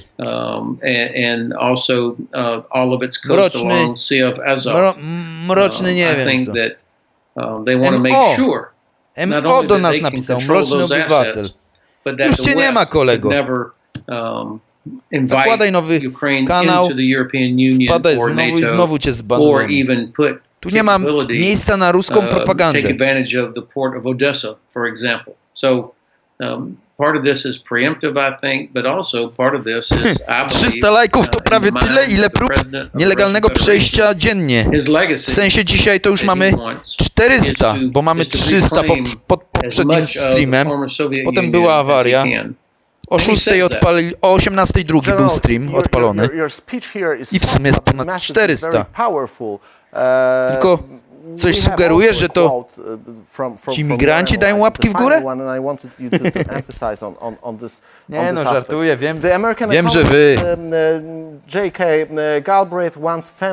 A wy jesteście moimi rodakami w większości, bo też goście z zagranicy są. Jak na przykład Sieriega. Witamy Sieriega. Hello. Witamy ukraińskich przyjaciół, witamy białoruskich przyjaciół, ale też i rosyjskich, bo tam też są normalni ludzie, zupełnie inni od Putina. A Putler must kaput, Putler kaput. Łukaszenko torze. O! Znowu te kaczki lecą. Czekajcie. A, już się skończyły, dobra. Bo one tak wcisnęli ten materiał między te inne granice, nie? Ja sobie wezmę te materiały i posklejam te policyjne materiały i swój zrobię. Składankę. Mirek Czech Republic, witam. Zebol, przepraszam, ale dzisiaj wydaje mi się, że na tym kanale jest serwis randkowy.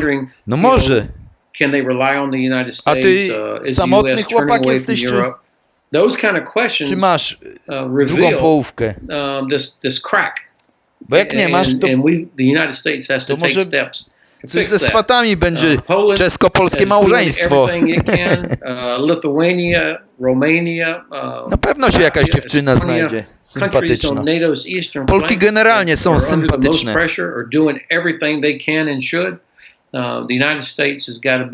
Piotr Ksycki, Aga, fajna jesteś. No cholera. General, thank you very much for your time, for your presence on RAC-RACON, on TVP. No to będę mógł się reklamować, że również mam serwis randkowy na czacie.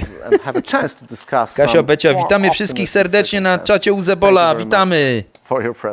Bo wideo to wideo, nie? A chodzi o to, żeby to sobie porozmawiać. Na te tematy, co są puszczane na materiałach, ale niekoniecznie. Dziękuję Ci, Kasia Becia, za wsparcie. I łapki w górę, kto może, kto jeszcze nie dał. Please welcome Mark Temnicki, who asked me to introduce him with a short version. I think it was pretty short. Mark, welcome back to RAC-RACON.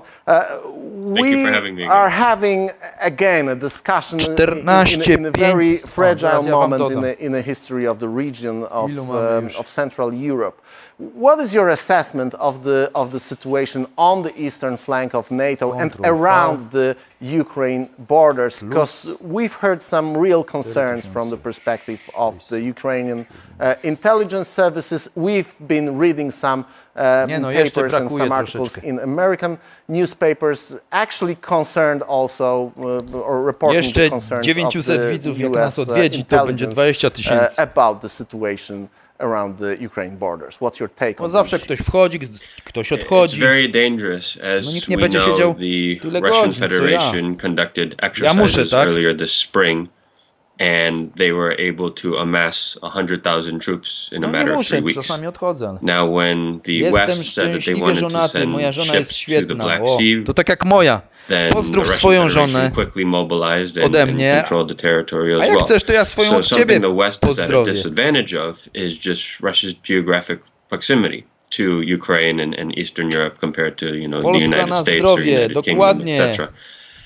And it is with the migrant crisis, for example, on the EU borders, that's putting a large strain. Of course, unfortunately, Europe is also dealing with an energy crisis with Russia all those things are combined, as we heard from our previous discussion with General Hodges. You mentioned the migration crisis. When we read the papers or news from the Ukraine, we also hear that Ukraine is concerned about the development of this artificial migration crisis, that it may move from the borders of Poland and Latvia to the borders of Ukraine. What might be the reason, or what might be the news that Russia nie mam takiego wykształcenia, takiego gadanego. No zobaczcie tego Rachonia. Po angielsku, to po polsku. Naprawdę wygadany dziennikarz. these people are desperate, right? They're fleeing their homes, hoping to try to find a better life because they are refugees, and they are having a hard time being accepted into different countries. And the Poles, as well as the Latvians and Lithuanians and Estonians, have to figure out how can they best incorporate them into their society. It's possible they will try to go into Ukraine as another means of entering Central and Western Europe. I don't think Ale mam żonę. the governments entirely know what to do with these people, and they all need to cooperate with one another. Dwa palce w Well, that's Ważka the G, one nie point, spamuj mi tutaj, dobra? There's also another perspective in his latest Tu nie jest interview. patostream. Alexander Nie pisz takich komentarzy. by the BBC journalist said that he doesn't know where those migrants came from, while the whole world knows.